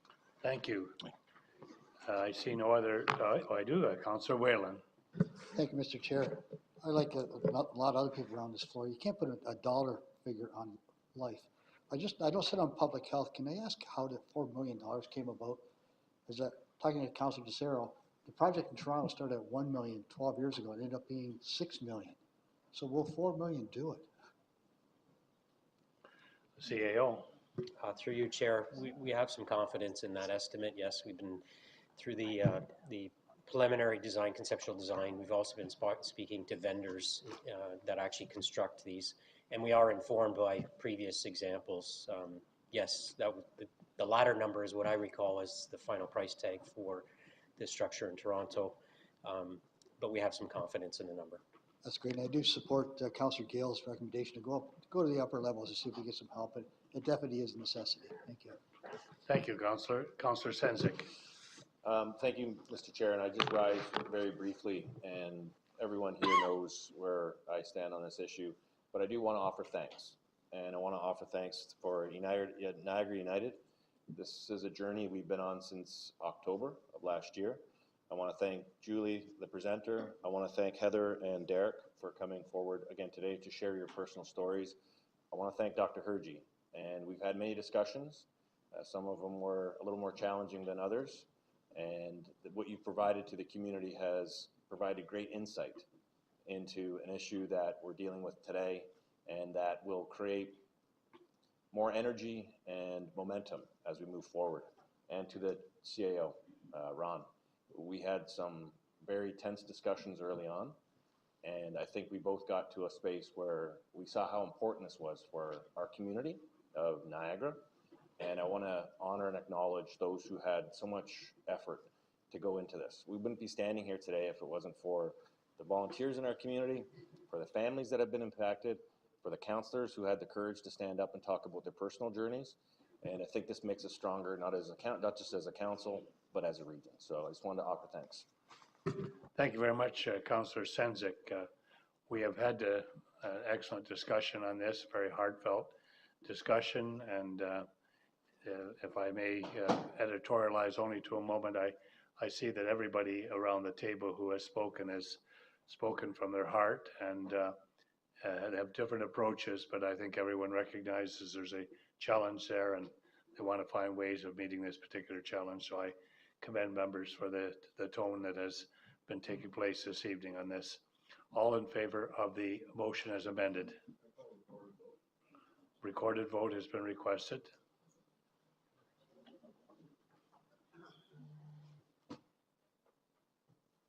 The vote is open.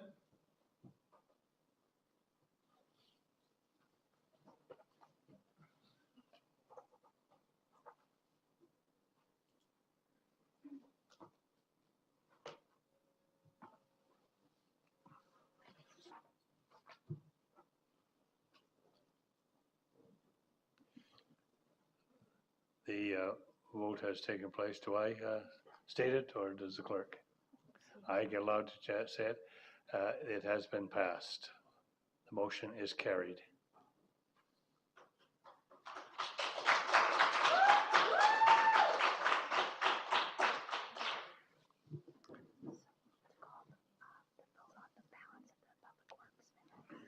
Okay, I would like to now call a vote on the balance of the public accounts minutes.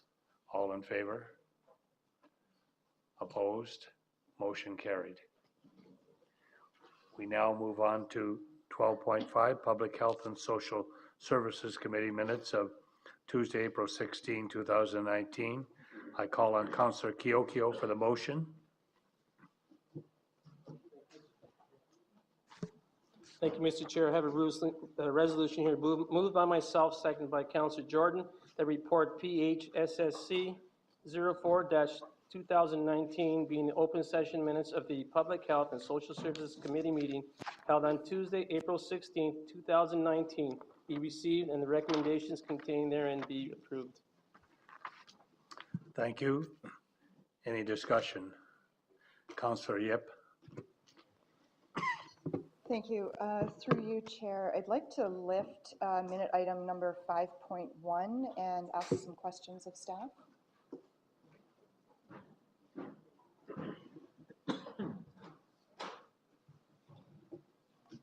So specifically to point 3 in the recommendation for minute number 5.1, when this was recommended at Public Health last week, it was originally recommended as paid positions, and I had a series of questions with respect to both the efficacy and cost effectiveness, particularly given that no data could be found to support this approach. Following my line of questions, the suggestion was made to turn these positions into a volunteer role. And I voted against it because I have very serious concerns about what a role like this would mean, not just for the volunteers who may opt to fill the role, but also for the region as a corporation. So some questions of staff. Dr. Hergy, do you have any sense of how feasible it is that we would find enough trained volunteers to fulfill a 24/7 watch on that piece of infrastructure? Dr. Hergy.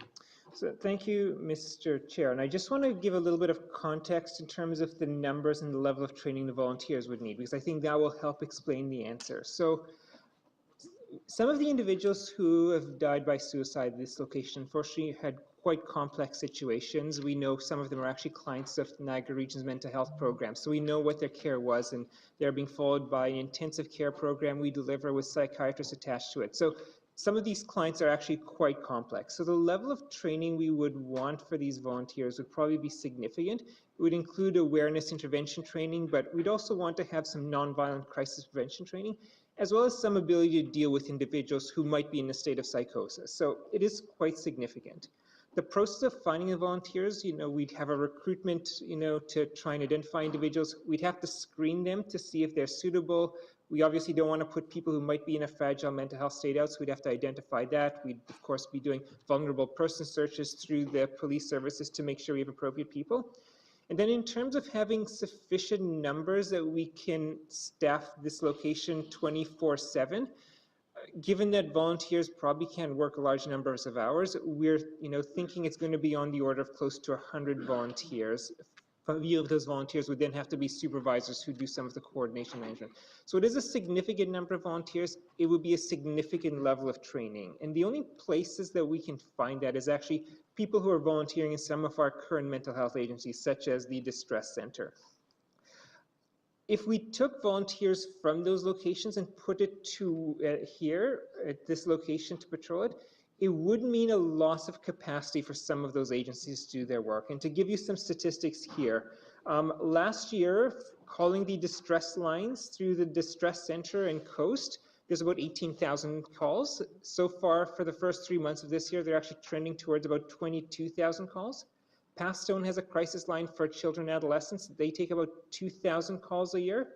As well, in terms of outreach, visits that are done to individuals who may be suffering, that's another 2,000 persons who are addressed. So it'd be a significant hit to, the ability to serve those numbers of individuals if we move them to the location on the, that we're considering. So that is a concern to us, that the only way we can feasibly get trained volunteers would really be to poach from these services. Otherwise, we're engaging in a lengthy process of actually training up people through those multiple training avenues as I talked about. One other just quick comment I want to make is that if we did take volunteers away from some of these services, reducing their capacity, it's possible some people who are calling those numbers, getting busy signals, would hear that there are trained people hanging out at this location, and we would start to have people in fragile states going to that location because that would seem the only place they can get service. Okay, thank you. Yeah, and the number of volunteers, I've worked in volunteer management, and I think 100 is actually right about right. You're looking at 2-hour shifts, maybe once a week, right? So it's quite a number, and again, they would require specific training. I'm not sure if I don't know if there's someone from Human Resources in the room. One of the other questions I have several here, but would volunteers in a role such as this have access to benefits, for example, counseling, if they witness someone fall, because that does result in some trauma? So I don't know who to direct that to. I don't know, Dr. Hurd, if you can answer So, that. Mr. Chair, we do have an employment assistance program through the region. Unfortunately, the terms of it would only apply to paid workers. It would not apply to volunteers. I think that from an ethical standpoint, we would never want to take a volunteer and put them into a situation where they didn't have that kind of support, particularly when you think of, say, someone is signed up to be a paramedic. They're being compensated, and then any risk they take, at least there's some level of trade-off. Here, people aren't being compensated in any way, and they're only taking upon the risk. So I think there'd be a strong ethical need for us to provide that service. Because it's not covered by our current provider, we would have to do an RFP and identify a different provider to provide that contract. Okay, and then I have 2 questions about potential exposure to liability, and I'll just ask them both at the same time, but I suppose they're more for Ms. Gibbs. Can you speak to the potential exposure to liability for the region in recruiting volunteers for a role such as this and not providing the supports necessary, but also the exposure to liability for the region from families who may sue if one of the region's volunteers was not successful in stopping someone?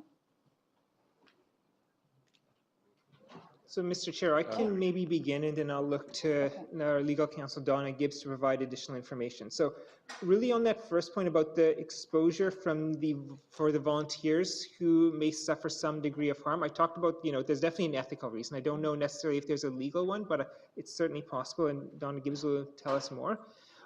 If we did an active recruitment for volunteers, I am advised that they would be eligible for the WSIB program. So any healthcare that they need, any mental health services that they need, wouldn't be funded through OHIP. It would be through the WSIB program, where the region would actually be financially liable for some of that. I'll look to Donna Gibbs to really provide information on the legal liability. Thank you. Through the chair, certainly I would suggest for purposes of providing comments in open council, I keep them at a high level, but I would suggest that there would be exposure to liability simply by virtue of the fact that when the region retains volunteers to conduct work, we have the similar obligations as we would to our own employees in terms of supervision, training, recruitment, support. So in that sense, we have an obligation to them that we would have to fulfill, failing which we would attract exposure to liability depending on what happens. We have an indemnification policy, as council is aware.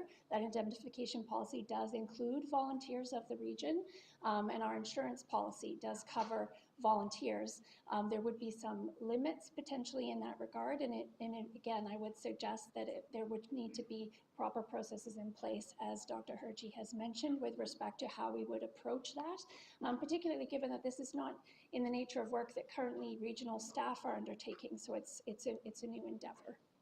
I don't know if that fully answers the question, but those would be the comments that I would provide in open session. Yeah, I think to the extent that we're in open session, I think that's, that does answer it. So given that no evidence has been found to support that a measure such as that outlined in point 3 would be effective, and that there are concerns about the impact a role such as this would have on those who might volunteer for it, as well as potentially liability for the region, I would like to move to amend this to have item 3 removed from the recommendation.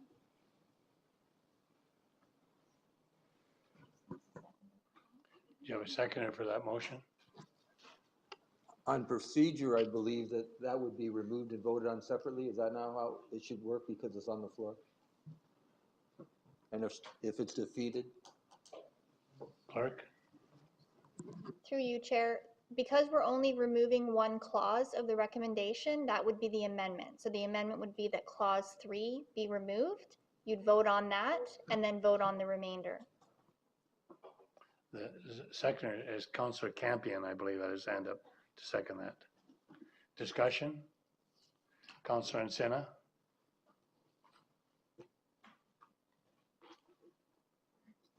Thank you, Chair. At the Public Health, I was the one who actually moved this and put it on the table. And I'd like to explain to everyone why. The intent was, if they went ahead with the structure, the time frame from when this structure was going to be completed was going to be 10 to 12 months.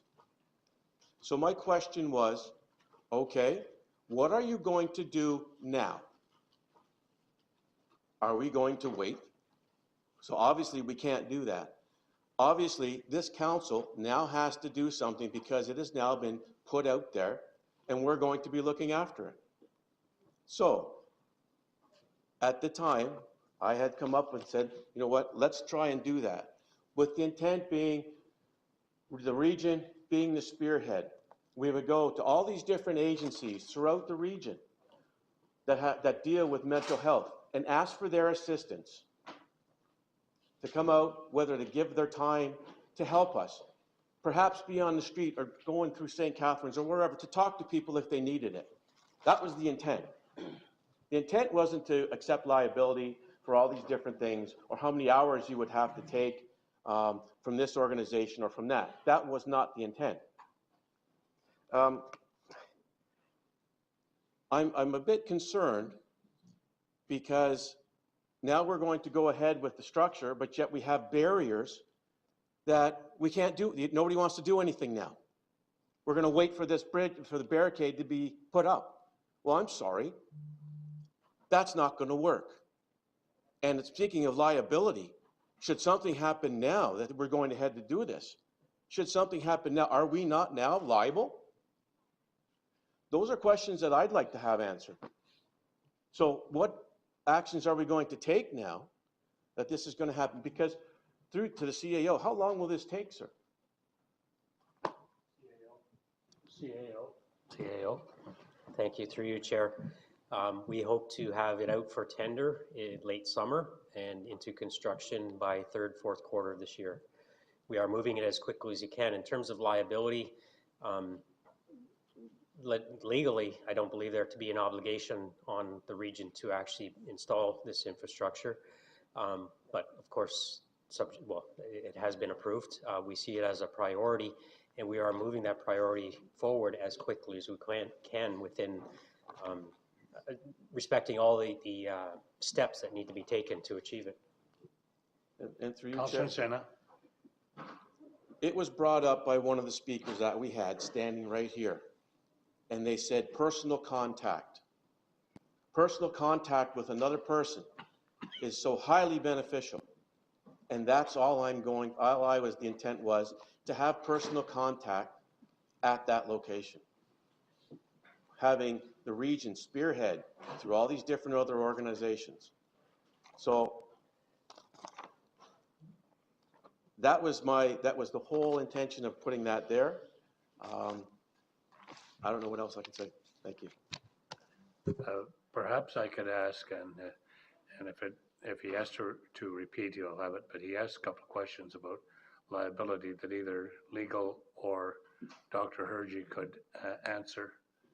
Did you want to ask that again? You ask about liability, and so if you would ask that again so that both our legal and our health representatives could respond. Sure. Through you, Chair. If something happens now, we've committed to this, the structure is being fitted, something happens. Can people come back to the region and say, you failed?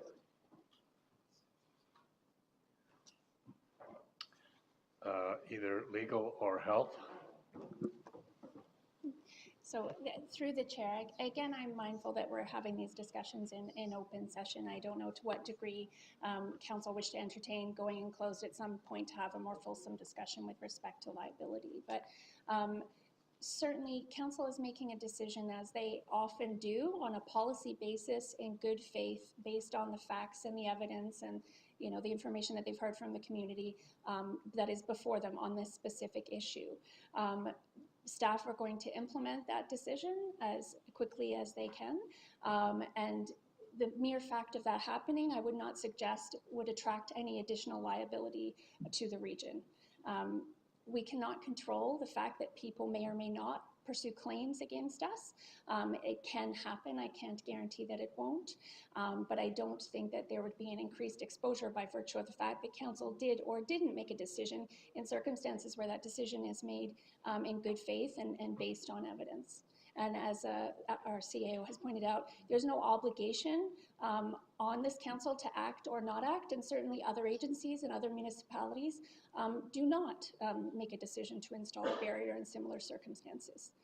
I don't know if that fully addresses the comments, but I would offer that for council's consideration. That's fine. You're satisfied with that response, or you'd like to say something No, Chair, further? thank you with regards to the liability issue. Thank you. Thank you very much. Councillor Redekop has indicated. Chair, Councillor Zalepa says his button's not working.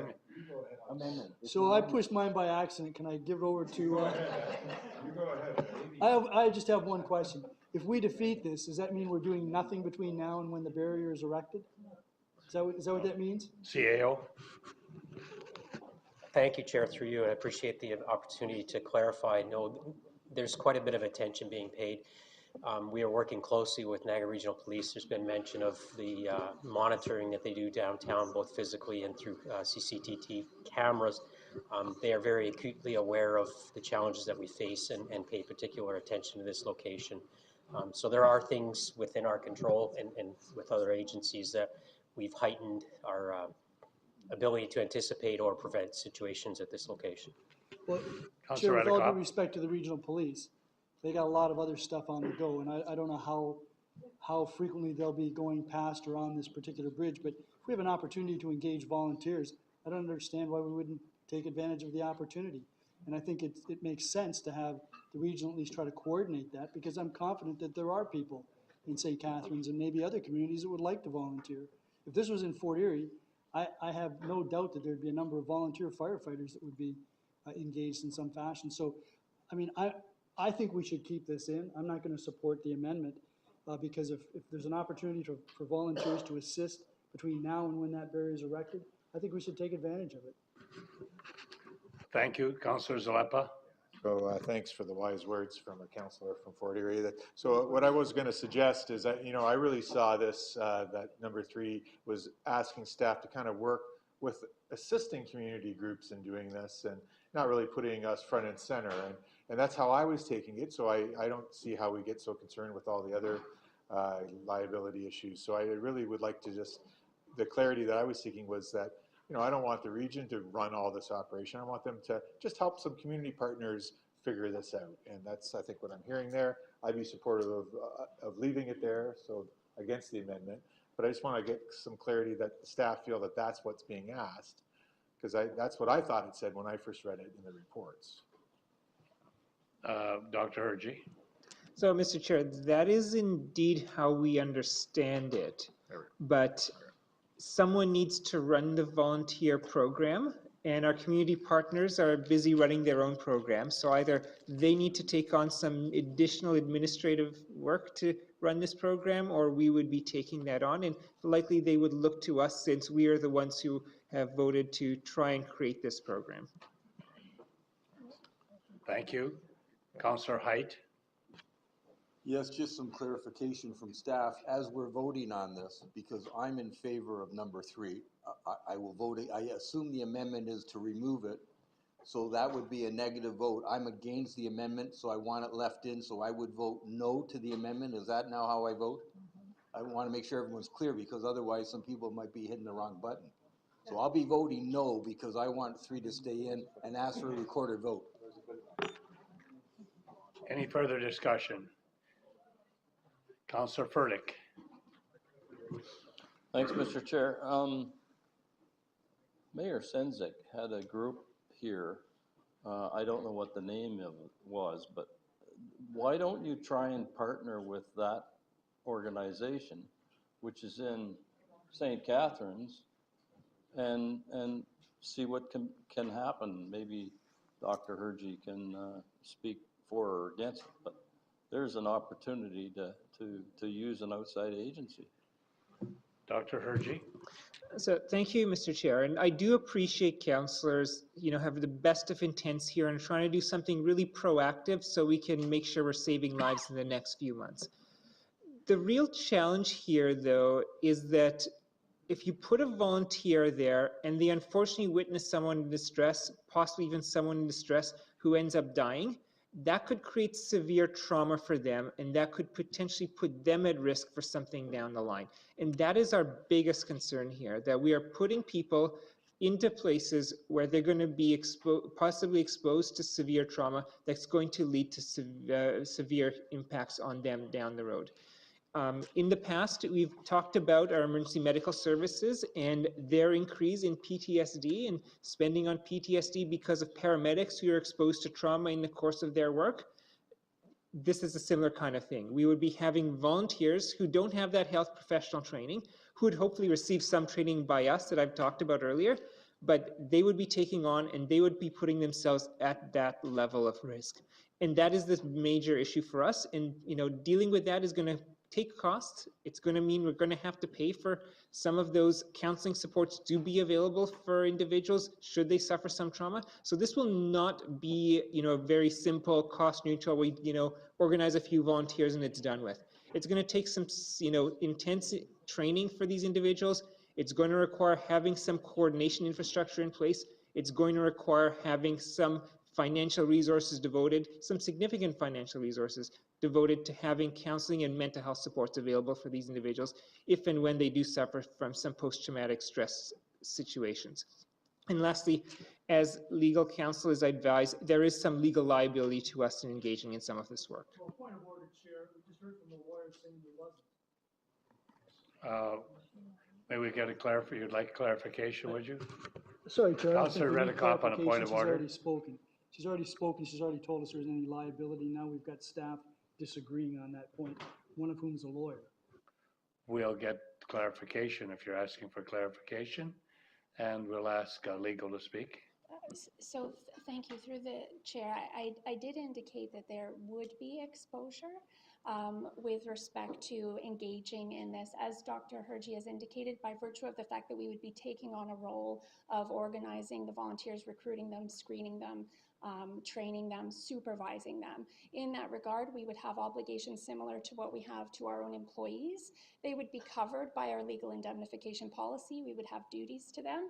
They would have some coverage available in the event of something happening under our insurance policy, but that may have some limits to it. If it was a community partner providing the volunteers entirely without any participation on the part of the region, then we would be looking to the volunteer agency to indemnify us and provide insurance. And again, given the limitations that they might have in terms of capacity and their ability to do that, some of which was somewhat canvassed in Dr. Hergy's comments, I'm not sure that that's a viable option, although certainly if it's one that council directs staff to look into, we certainly will. Thank you. Councillor Kiokio.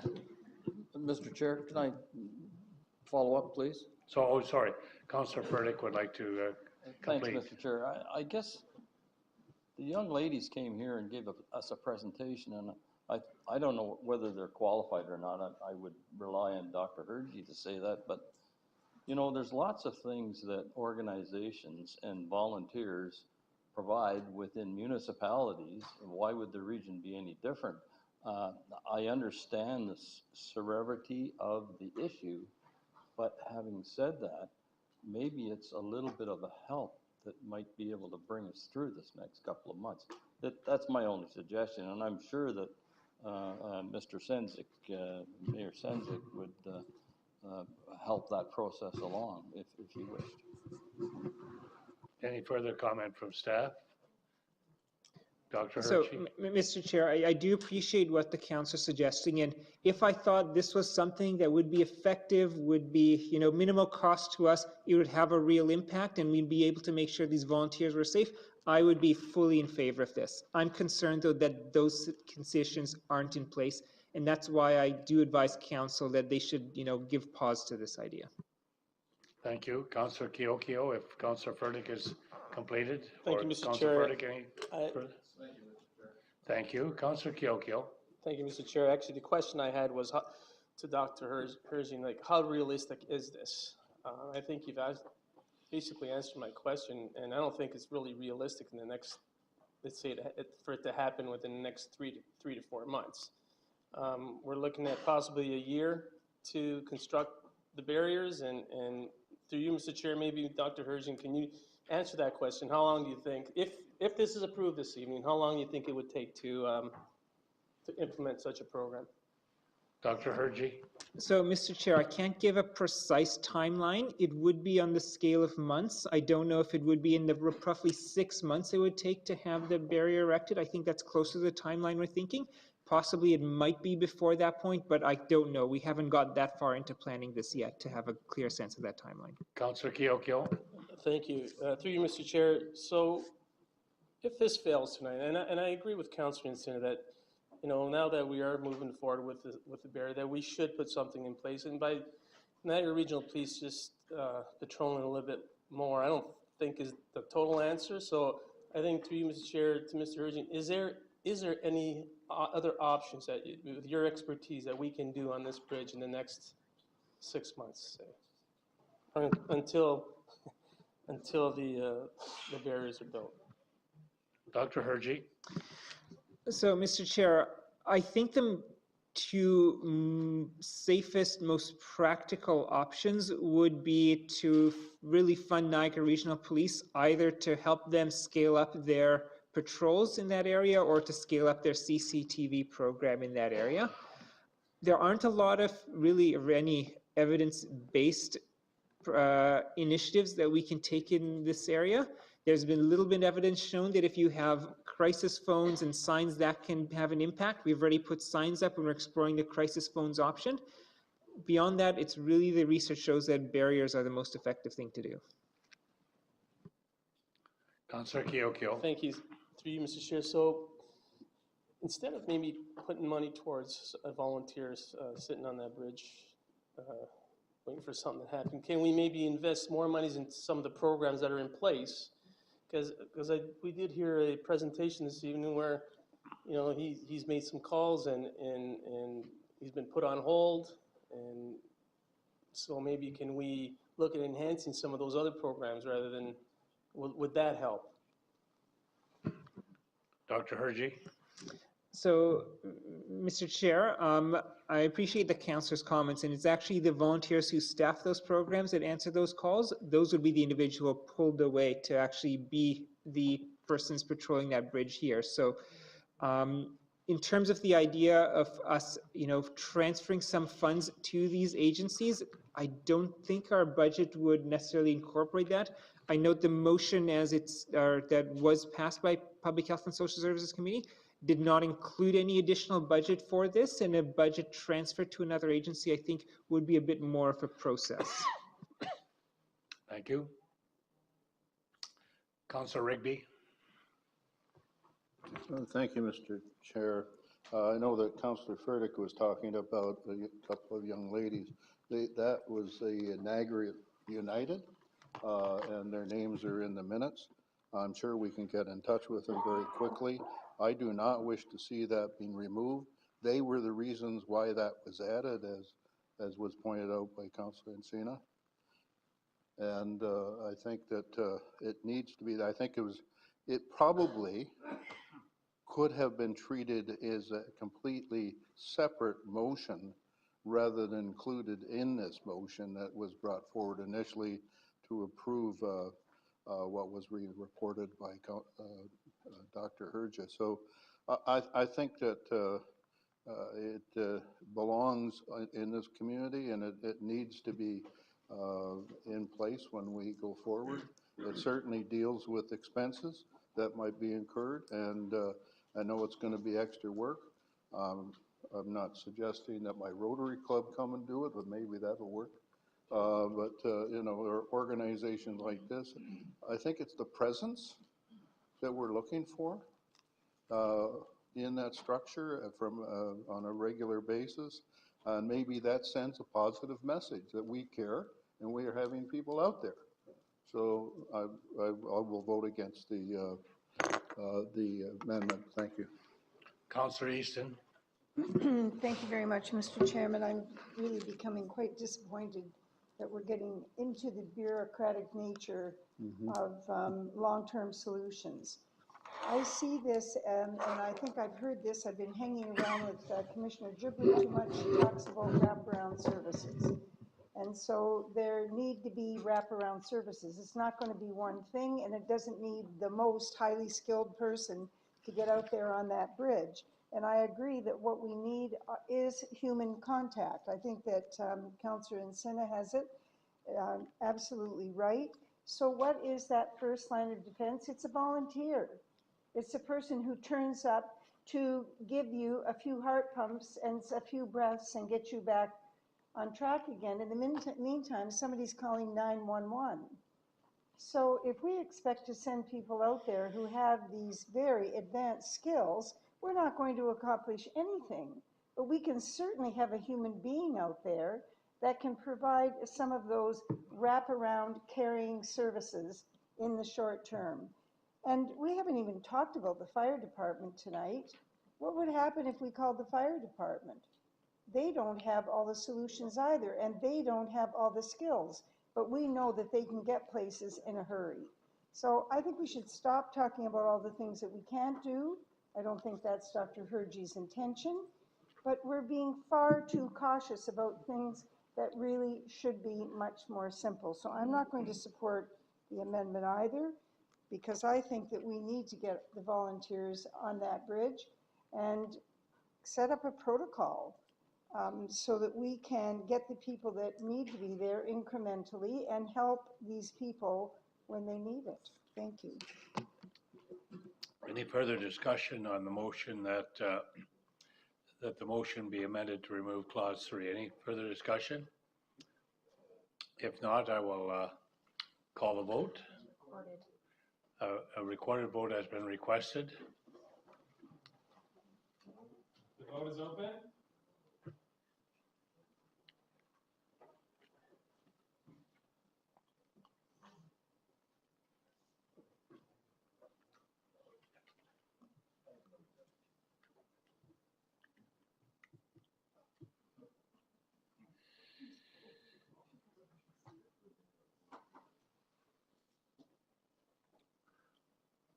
We have a result. The motion has been defeated.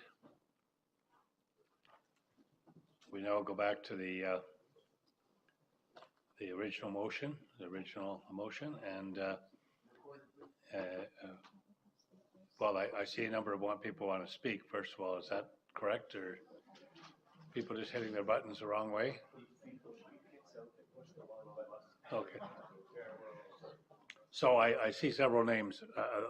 Those people, is this people actually want to speak or no? If something has happened? Okay, if you do want to speak, put your hand up and then I'll know. Okay, Councillor Houston. Okay, so this is where I can talk to what I talked about earlier. Is that correct? Okay, so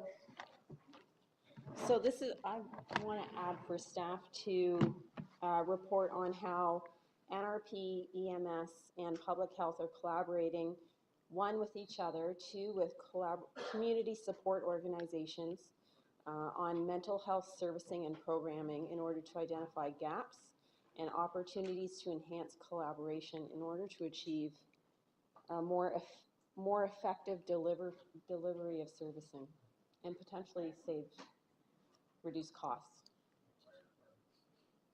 You can add fire departments in there if you want.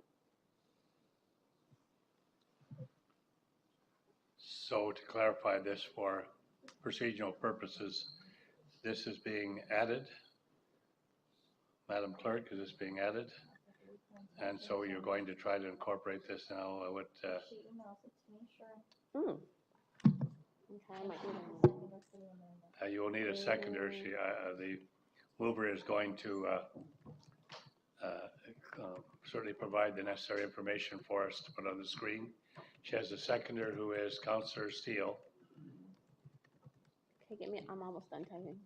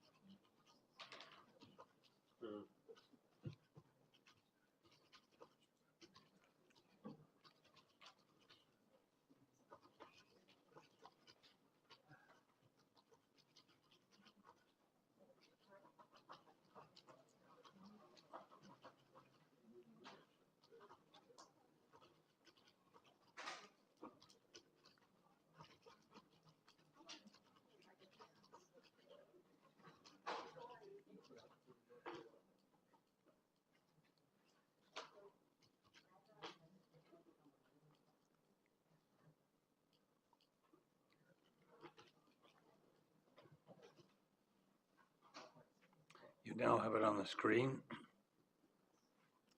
I will ask the clerk, this is an amendment again to be voted on separately.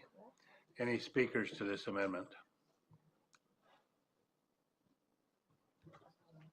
If not, I guess I will call a vote on it.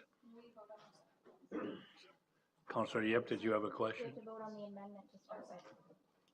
So we're voting on the amendment from Councillor Houston, seconded by Councillor Steele. All in favor? Opposed? The motion is carried. We will now vote on the full motion.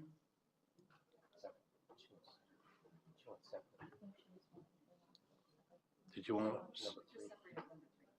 You just want to vote on 3 separately? Okay. So, There has been a request by Councillor Yip to vote on number 3 separately. call the vote on 1, 2, and 4. So I'll now call the vote on 1, 2, and 4. The clerk will clarify that. Councillor, sorry, what? Clerk? Through you, Chair. So we amended the motion to add clause 4. We voted on the amendment. We are now voting on the motion as amended. It has been requested that it be done separately. So we'll take the vote first on clause 1, 2, and 4, and then on clause 3 alone. Point of order, Chair.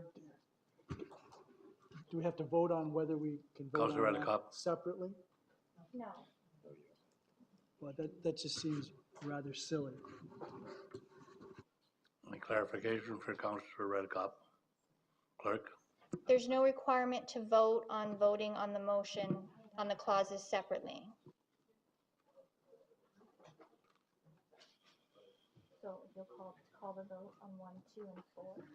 The vote will be on 1, 2, and 4. All in favor? Oh, sorry, we have a recorded request. We're voting now on 1, 2, and 4.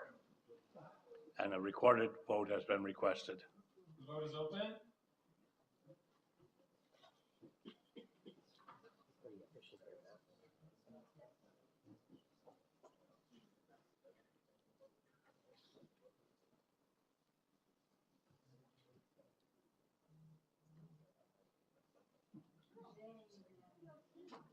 The motion has been carried. Now on 3. We will now vote on 3, and a recorded vote has been requested. The vote is open.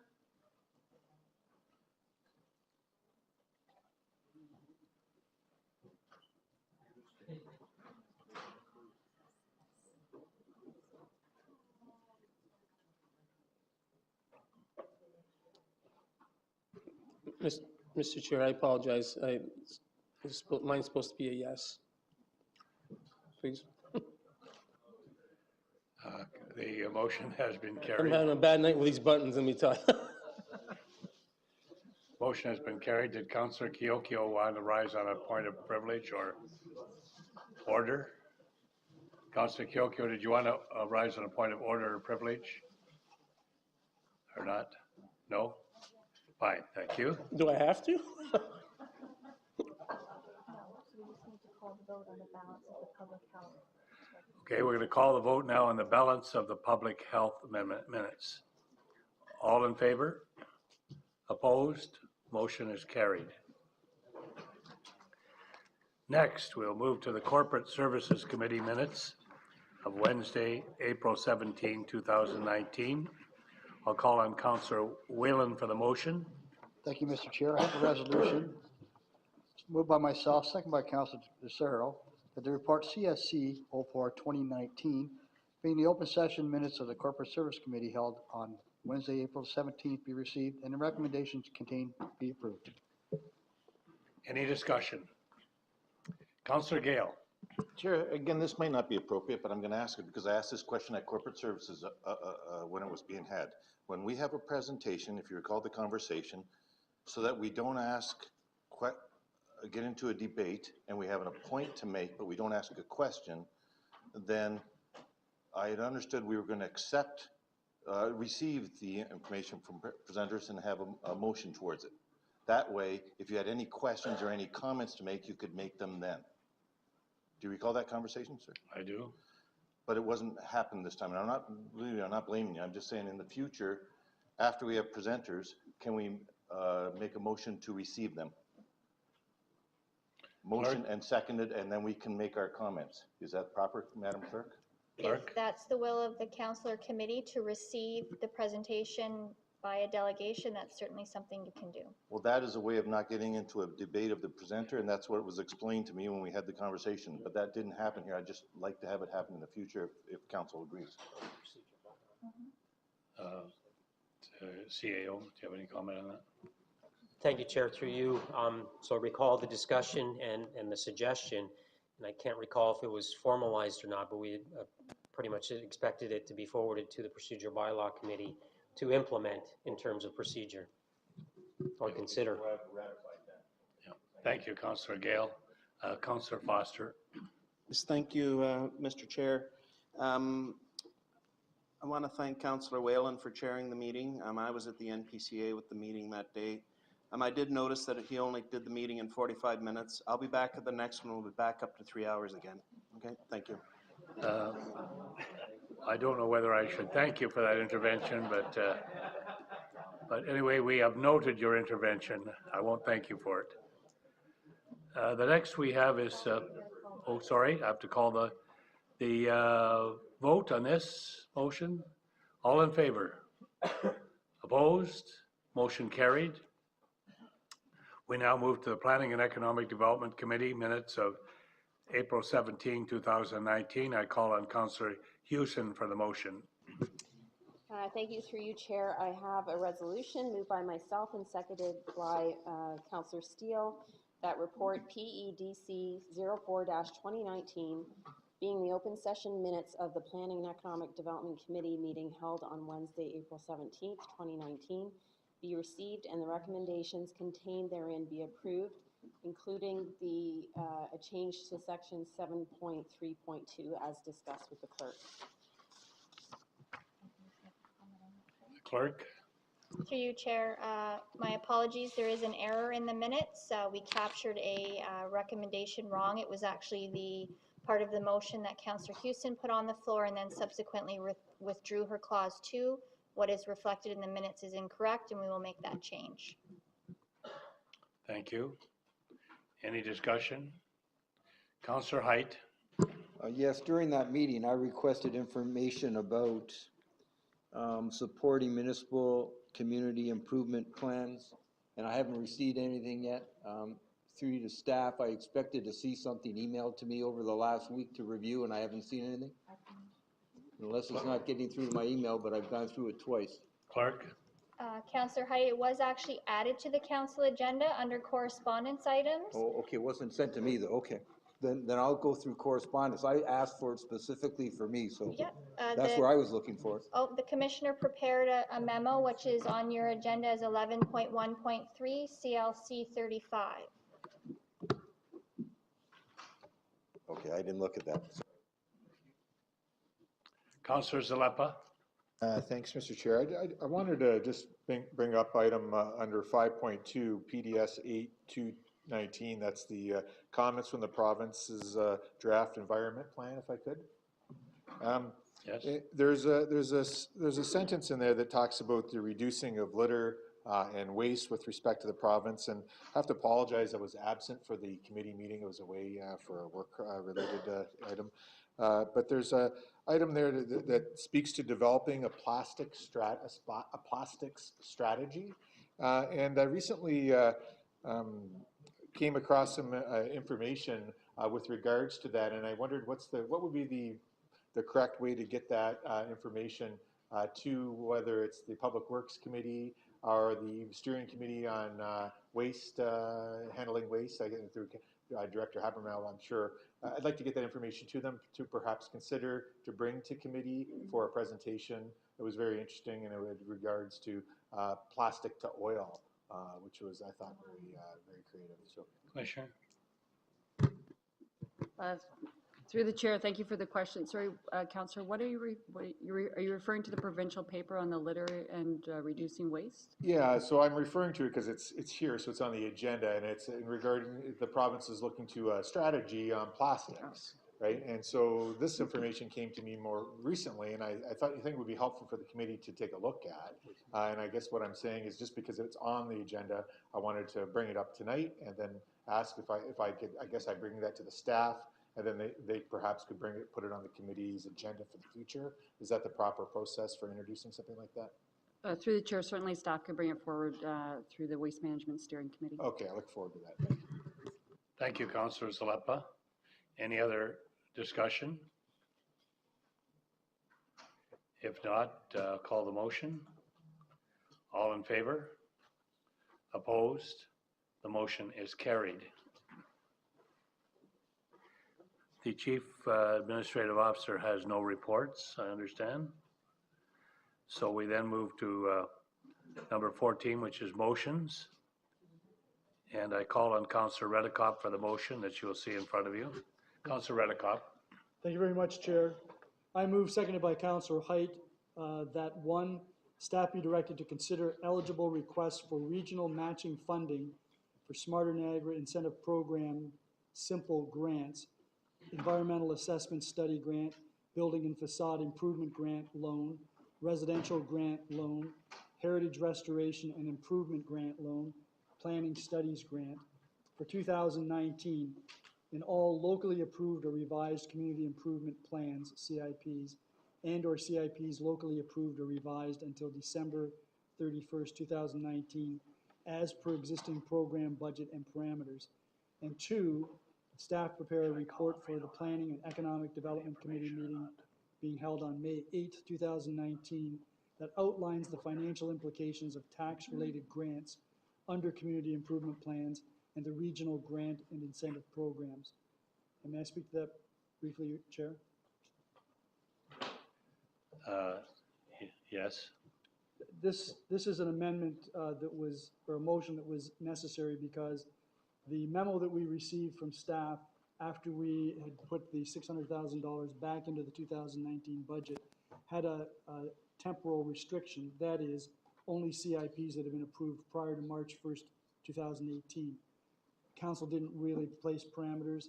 Staff explained that they were concerned about the breadth of the potential to go beyond just the simple grants into tax incentives. So this motion specifically provides that it's only the simple grants for the CIPs, but it will now include any CIP that's been approved if this is passed.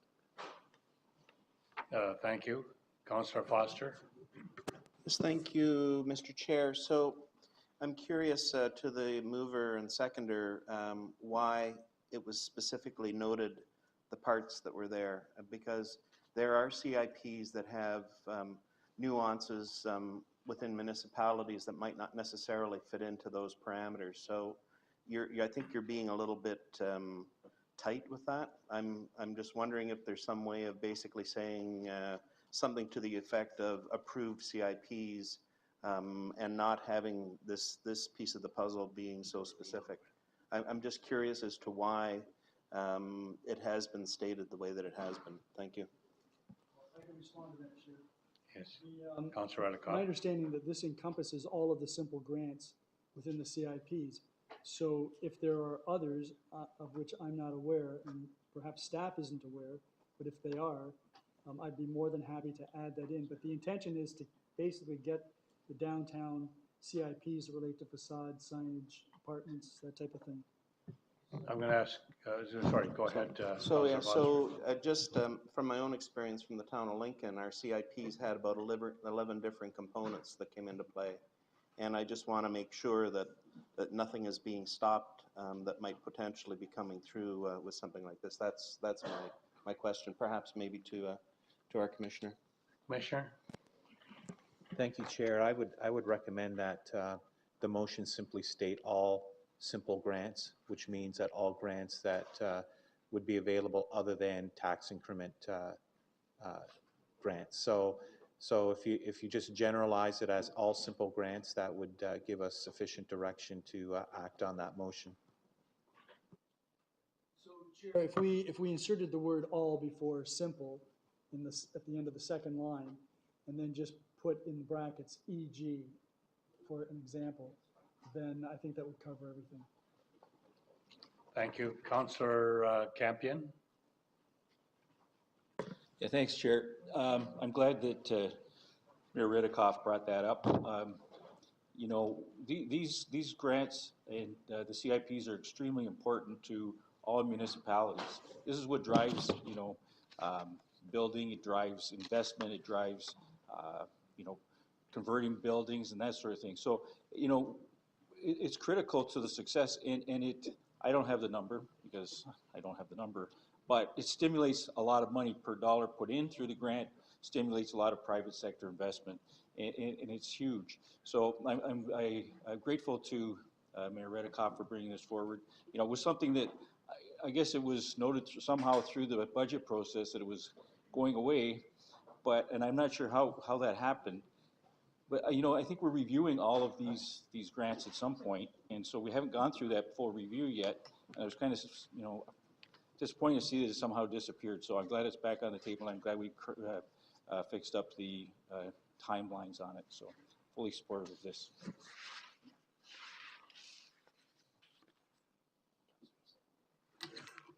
Okay, thank you. Councillor Easton. Thank you very much, Mr. Chairman. I'm pleased with the changes. We recently approved both an agricultural and industrial CIP in Lincoln.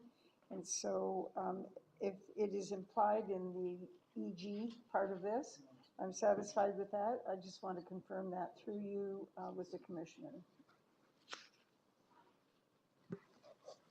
Through you, Chair. So as you know, just to be very specific, Council amended the budget to allocate $600,000 for the application and support of simple grants. We will continue to administer the simple grants in the fashion that we always have, which is first come, first served, depending on the application that comes forward. When the money runs out, it runs out. So with that caveat, we will continue to manage that program. I want to be crystal clear that the simple grants do not include anything related to tax increment grants. That will be the subject of a future report and then subsequently a conversation at a committee of the whole meeting in June. So depending on when the application comes forward, whether it meets the requirements of the program, then it would be available. And I could confirm that with your staff as early as tomorrow if required. Thank you very much, Commissioner. Thank you, Mr. Chairman. If you would do that to Mr. Commissioner, I would appreciate it. Thank you. Thank you. Well, any further discussion? If not, am I to call the motion now? Call the vote. All in favor? Opposed? Motion carried. Next is going to be the bylaws. No, there's something up the top. Hold on. Next page. Here it is. Discussion of provincial review of regional government. And I call on Councillor Furtick for the motion. Thank you, Mr. Chair. Moved by myself, seconded by Councillor Whittaven. Whereas on January the 15th, the provincial government announced that it would be undertaking a review of the province's regional governments. Whereas the correspondence item COTW-C 02219 respecting the provincial review of regional government provided information that the local area mayors and CAOs have collaborated on an action plan related to the review. Whereas it is important that regional councillors also have an opportunity to provide input on this review. Now, therefore, be it resolved that regional council be provided with an opportunity to have a fulsome discussion respecting the provincial review of regional government, and 2, that staff be directed to include the topic of provincial review of regional government on the agenda for the committee of the whole meeting being held on May the 2nd. Thank you, Councillor. May I have an opportunity to speak? Yes, sir. If anybody else has to speak, please. Well, Councillor Furtick, go ahead. You can speak first. You know, I guess, Mr. Chair, I'm quite surprised, and I'm lost for words to think that there's 31 councillors sitting in this room, and we've supposedly, and I understand that the 2 individuals that are working on behalf of the Premier have only asked the mayors and the CAOs to comment. what I'm surprised at is that I understand we have a team here, and I don't see that the whole team is working together in providing some sort of ideas, direction to go forward and discuss, at least have open discussion about the governance issue. I know we were lucky to not get caught last time, but I think there's lots of other areas that we should consider. And some of those areas could be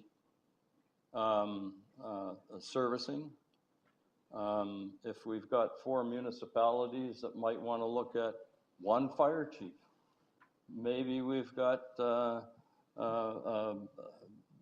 planning department and economical departments, and we're not working together. So I think there's lots of areas that we could possibly bring forward, and I'd like to offer that, you know, I'd like to see us do it. And as I said, I'm sort of a little disappointed that, unfortunately, the gun has already almost gone off, because the cutoff for any presentations is over with. Only from a point of view, we've got till the 25th of May. We don't have much time to do it. So I'm asking for your support to at least bring some of our ideas together. And I know the mayors have got ideas, but so have we. You know, so let's bring them together and let's forward. Thank you. Thank you, Councillor. Before I go to Councillor Redekop, which I plan to do, I'm going to ask the CAO to report on what avenues are still available for individual councillors to make representations. Through you, Chair, actually the clerk had provided a memo which was in correspondence on this agenda. It did come to you today. It was right off the presses, sort of describing how the steps in which we were informed, the steps we've taken in terms of reacting to request of input from the advisors for the provincial government. And as was stated, it was directly to the regional chair and the mayors of the 12 municipalities. So that also indicates that they're taking, as they call them, depositions here organized at regional headquarters. We were only notified of that because they actually booked the location through us. The deadline for making those deputations has passed, so people are already registered, but they are receiving written submissions, and I think the date was indicated as May 25th, in which we presumably, if this passes, we would have a discussion at council and try to encapsulate that discussion or motions from that discussion to then be submitted formally as on behalf of regional council. In terms of, I guess in terms of why we're targeting the committee of the whole for that discussion, there were 2 occasions it's indicated in that the memorandum that was prepared that we had the motions that was brought forward about a survey and communication by the mayor's working group. On both those occasions, in fact, the very first occasion, the regional chair provided a synopsis of the feedback or the input that he had given to the advisors, which was largely consistent with what Councillor Furtick had talked about how we've brought some services together to be more efficient, and how we continue to look and explore others, regional transit being one of those for sure. So there was that occasion, as well as the second one that there were no comments from council, so staff didn't bring anything forward, and if that was the desire of council to have this discussion, we'll certainly facilitate it. Thank you. Councillor Redekop. Thank you, Chair. I just want to provide a little context, and I certainly all support this motion. I think it's completely in order. The regional chair is tantamount to the mayor for each of the local municipalities, and the mayors and the regional chair were invited to meet with the provincial advisors, so that each and every one of the councillors in Fort Erie hasn't had that opportunity, and the mayors felt it important to at least get together to try to come up with a unified strategy as to how we would approach this. And we did. I've shared the strategy with my regional councillor. He's up to speed as much as I am, maybe even more.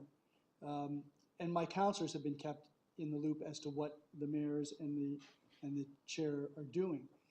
The CAOs were supposed to hire a consultant. I don't know what's happened to that. It seems to have gotten bogged down. But the idea was to make sure that we at least presented a unified front. And that's what we're doing. And I have no doubt that the issues that I know that the issues that you just referenced have been discussed.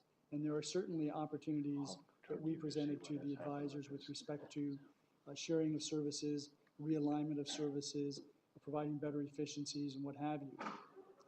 So this will be helpful this is the regional council, that's fine. The mayors also all have councils, and we're responsible to our councils as well as being members of this council.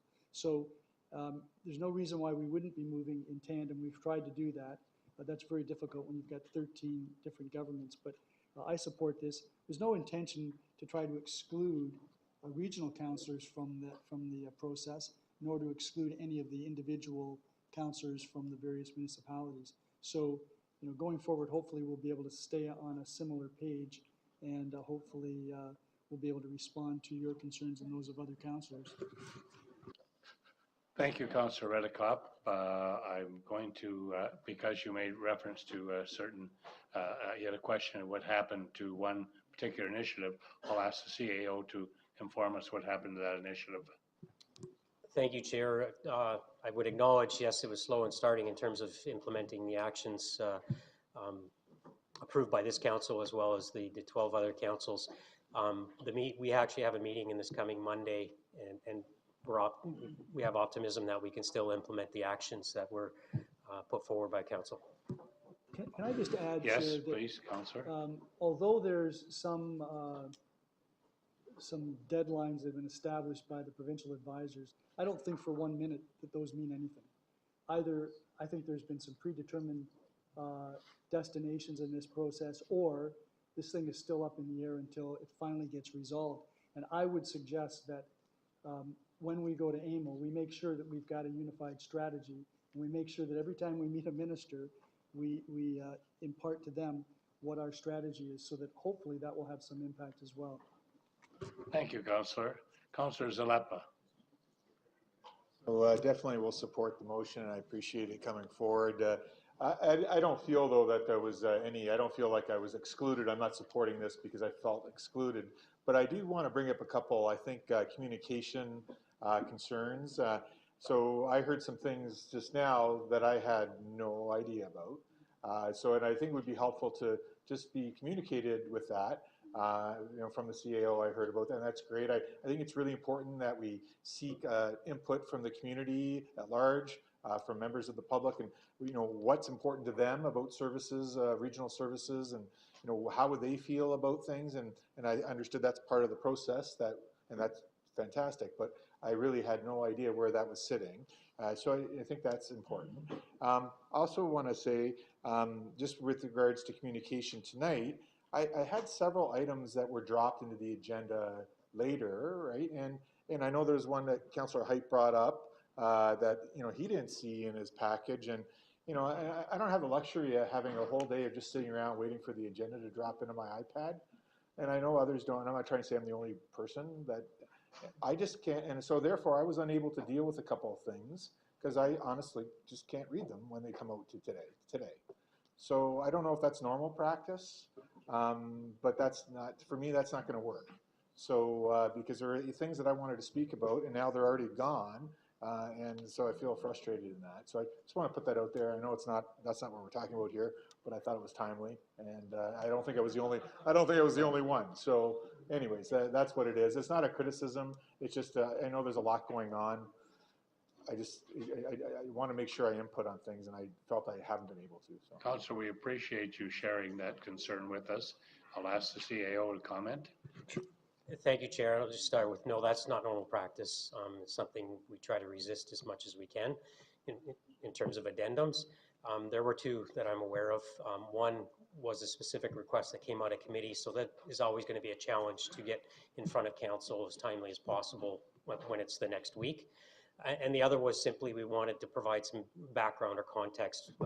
We were still sorting out exactly what the motion was going to be from Councillor Furtick. And once we had a handle on that, we wanted to provide further background. So not trying to make excuses. We try not to let that happen, and point is well taken. Thank you, and I have Councillor Foster. Thank you, through you, Mr. Chair. I've been very fortunate within our municipality as well. The mayor kept me informed of what was happening and the submission that was going on there. So, so my thinking with this, though, is that it never hurts to have more discussion about some of these things. So I'm going to be supporting this motion. I think it's important for us to at least put forward some views from this particular body as we're going forward, and we really haven't had an opportunity to talk about it yet. So I think this is a good thing. Thank you. Thank you. Any more discussion? If not, I will call the motion. All in favor? Opposed? The motion is carried. Now we have the bylaws that are going to be done next, I believe, because there's no other business. I have down here any notices of motion. Does that come before the bylaws? Yeah. Any notices of motion? I see none. Is there any other business limited to any announcements? Councillor Height? Yes, let me just pull my notes so I don't say anything wrong.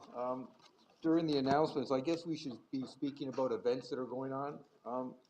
The Folk Arts Festival are having their 50 or 51st anniversary this year, starting May 4th.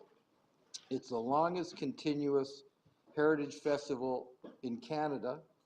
Starts I believe May 4th and runs to May 26th, where you can have an assortment of food. As I run into Chair Bradley over the years at the number of the events, from Ukrainian to Polish. It's great for the community of Niagara, great for St. Catharines especially. And if you have time, not only enjoy the fellowship, learn about the culture, but get great food that my mother used to make and other mothers. Not that my wife doesn't cook well, just the mothers seem to cook a lot differently. The question is not whether your wife cooks well. Do you cook well? That's the real question. Councillor Hewson. Oh, sorry. Councillor Rigby first. Go ahead, Councillor Rigby. No, you're on the list first. Well, Mr. Chair, this morning at 11:30 or thereabouts, I was outside the front looking at the new water wagon that is used for various volunteer events, and this is a new jug you get. The idea is we now have two, and they go to functions right across the region, particularly during the summer, and they carry good, cold, fresh water right from one of our water works, and this new machine unit's very good, and I just wanted to commend our water division for the energy and the effort they put into that unit, and also the first one. We've had the pleasure of having the water wagon attend our regattas, and the two major regattas and the Pan Ams, and we'll now be able to share with Welland, and they can have an event same time we do, and we'll both get a water wagon, so that's good. Anyway, so I just wanted to mention that was a good morning and noon, and we should, if your favorite organization is doing something in your community and you're in a park or whatever, ask for that wagon to come. It's really an innovative method of connecting with the community. Thank you, Mr. Chair. Thank you very much, Councillor. Councillor Hewson. Thank you, through you, Chair. I just wanted to mention the town of Pelham is having our annual art festival on Mother's Day weekend. It's right through from Friday night right through to Sunday, and we have a Sunday Mother's Day brunch. There's over 80 artists in one spot in the Meridian Community Center. a very unique event. I think something unique to Niagara that perhaps you wouldn't see unless you're in Toronto. So it's the 33rd year. I would encourage you all to come. We would love to have you. And yeah, that's it. They have great food Thank you. and music. I see Councillor Greenwood also has an announcement for us. Councillor Greenwood. Yes, on Sunday, the Zonda Club of St. Catharines is celebrating 90 years. And they're having a big celebration at the Rockaway Glen Golf Club at noon on Sunday. So I'm sure they'd love to have anyone that would like to come up and pop by and congratulate them. They do great, wonderful work in the community, women and children, and it's a great event. This may be premature. Thank you very much, Councillor Greenwood. This may be premature, but Councillor Greenwood reminded me that our 50th anniversary of the Regional Municipality of Niagara will be the year 2020. So we may be looking forward to some activities revolving around the celebration of a half a century. Councillor Greenwood. I'm going to say 10 years ago, when we celebrated the 40th anniversary, it was we did form a committee of, and we had a gala. It was a lot of fun, and it was a great evening. And we brought in 10 councillors from the original council back in 1970. So it was a great celebration. And I do believe there's still some of those councillors that are still here with us today. So I look forward to getting a committee started and working on a great celebration for 50 years. Thank you very much. Councillor Witteveen. Thank you, Mr. Chair. On May the 8th, we have Niagara Day in Toronto. Great Growers Ontario with Tourism Partnership of Niagara and the 4 members of the Parliament have invited. Is that in Toronto or Ottawa? It says Sir John A. Macdonald Building. Ontario.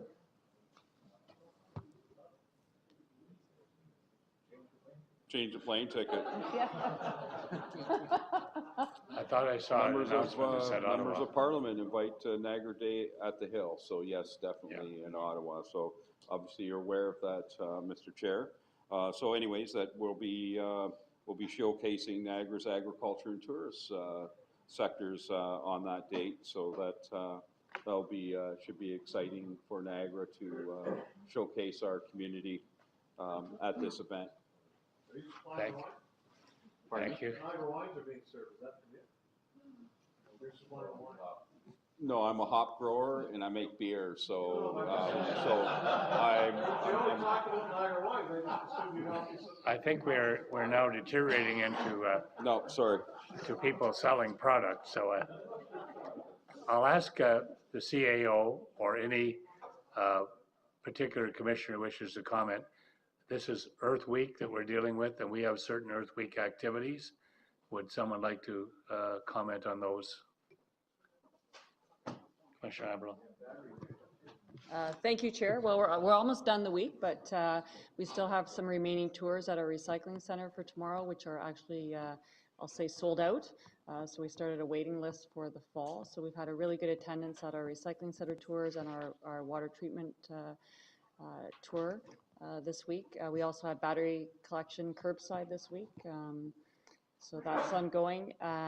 We've had some internal activities for our staff here. We've had a drive for the Canadian Diabetes Association for donations. We've had a book swap for our internal staff, as well as we've swapped out blue and gray boxes for our staff who needed new bins. So it's been a combination of community events as well as engaging our internal staff in activities to promote Earth Week. So we also had a display at the Penn Center last Saturday, so well attended and a lot of comments from the public. Thank you. We have now all our announcements, I think, for this meeting, and I thank each one of you for bringing forward the information on these announcements. I'll now call on Councillor Villela for the motion regarding our bylaws. I should note that Bill 2019-41 needs to be voted on separately as it requires 2/3 to pass, as it is a procedural bylaw amendment. So I will call the question on Bill 2019-41. First of all. But I'll have to ask her to move it first. No, you can move it on. Just as is, okay. I have a resolution moved by myself and seconded by Councillor Kyokyo that bills 2019-38 to 2019-45 be now read and do pass. So we will first of all vote on 41. That's 2019-41.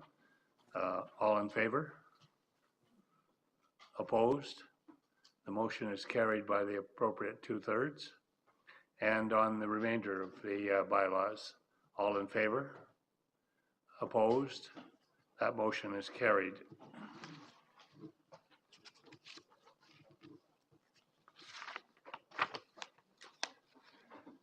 There being no further business, this meeting is adjourned at 9:27 p.m.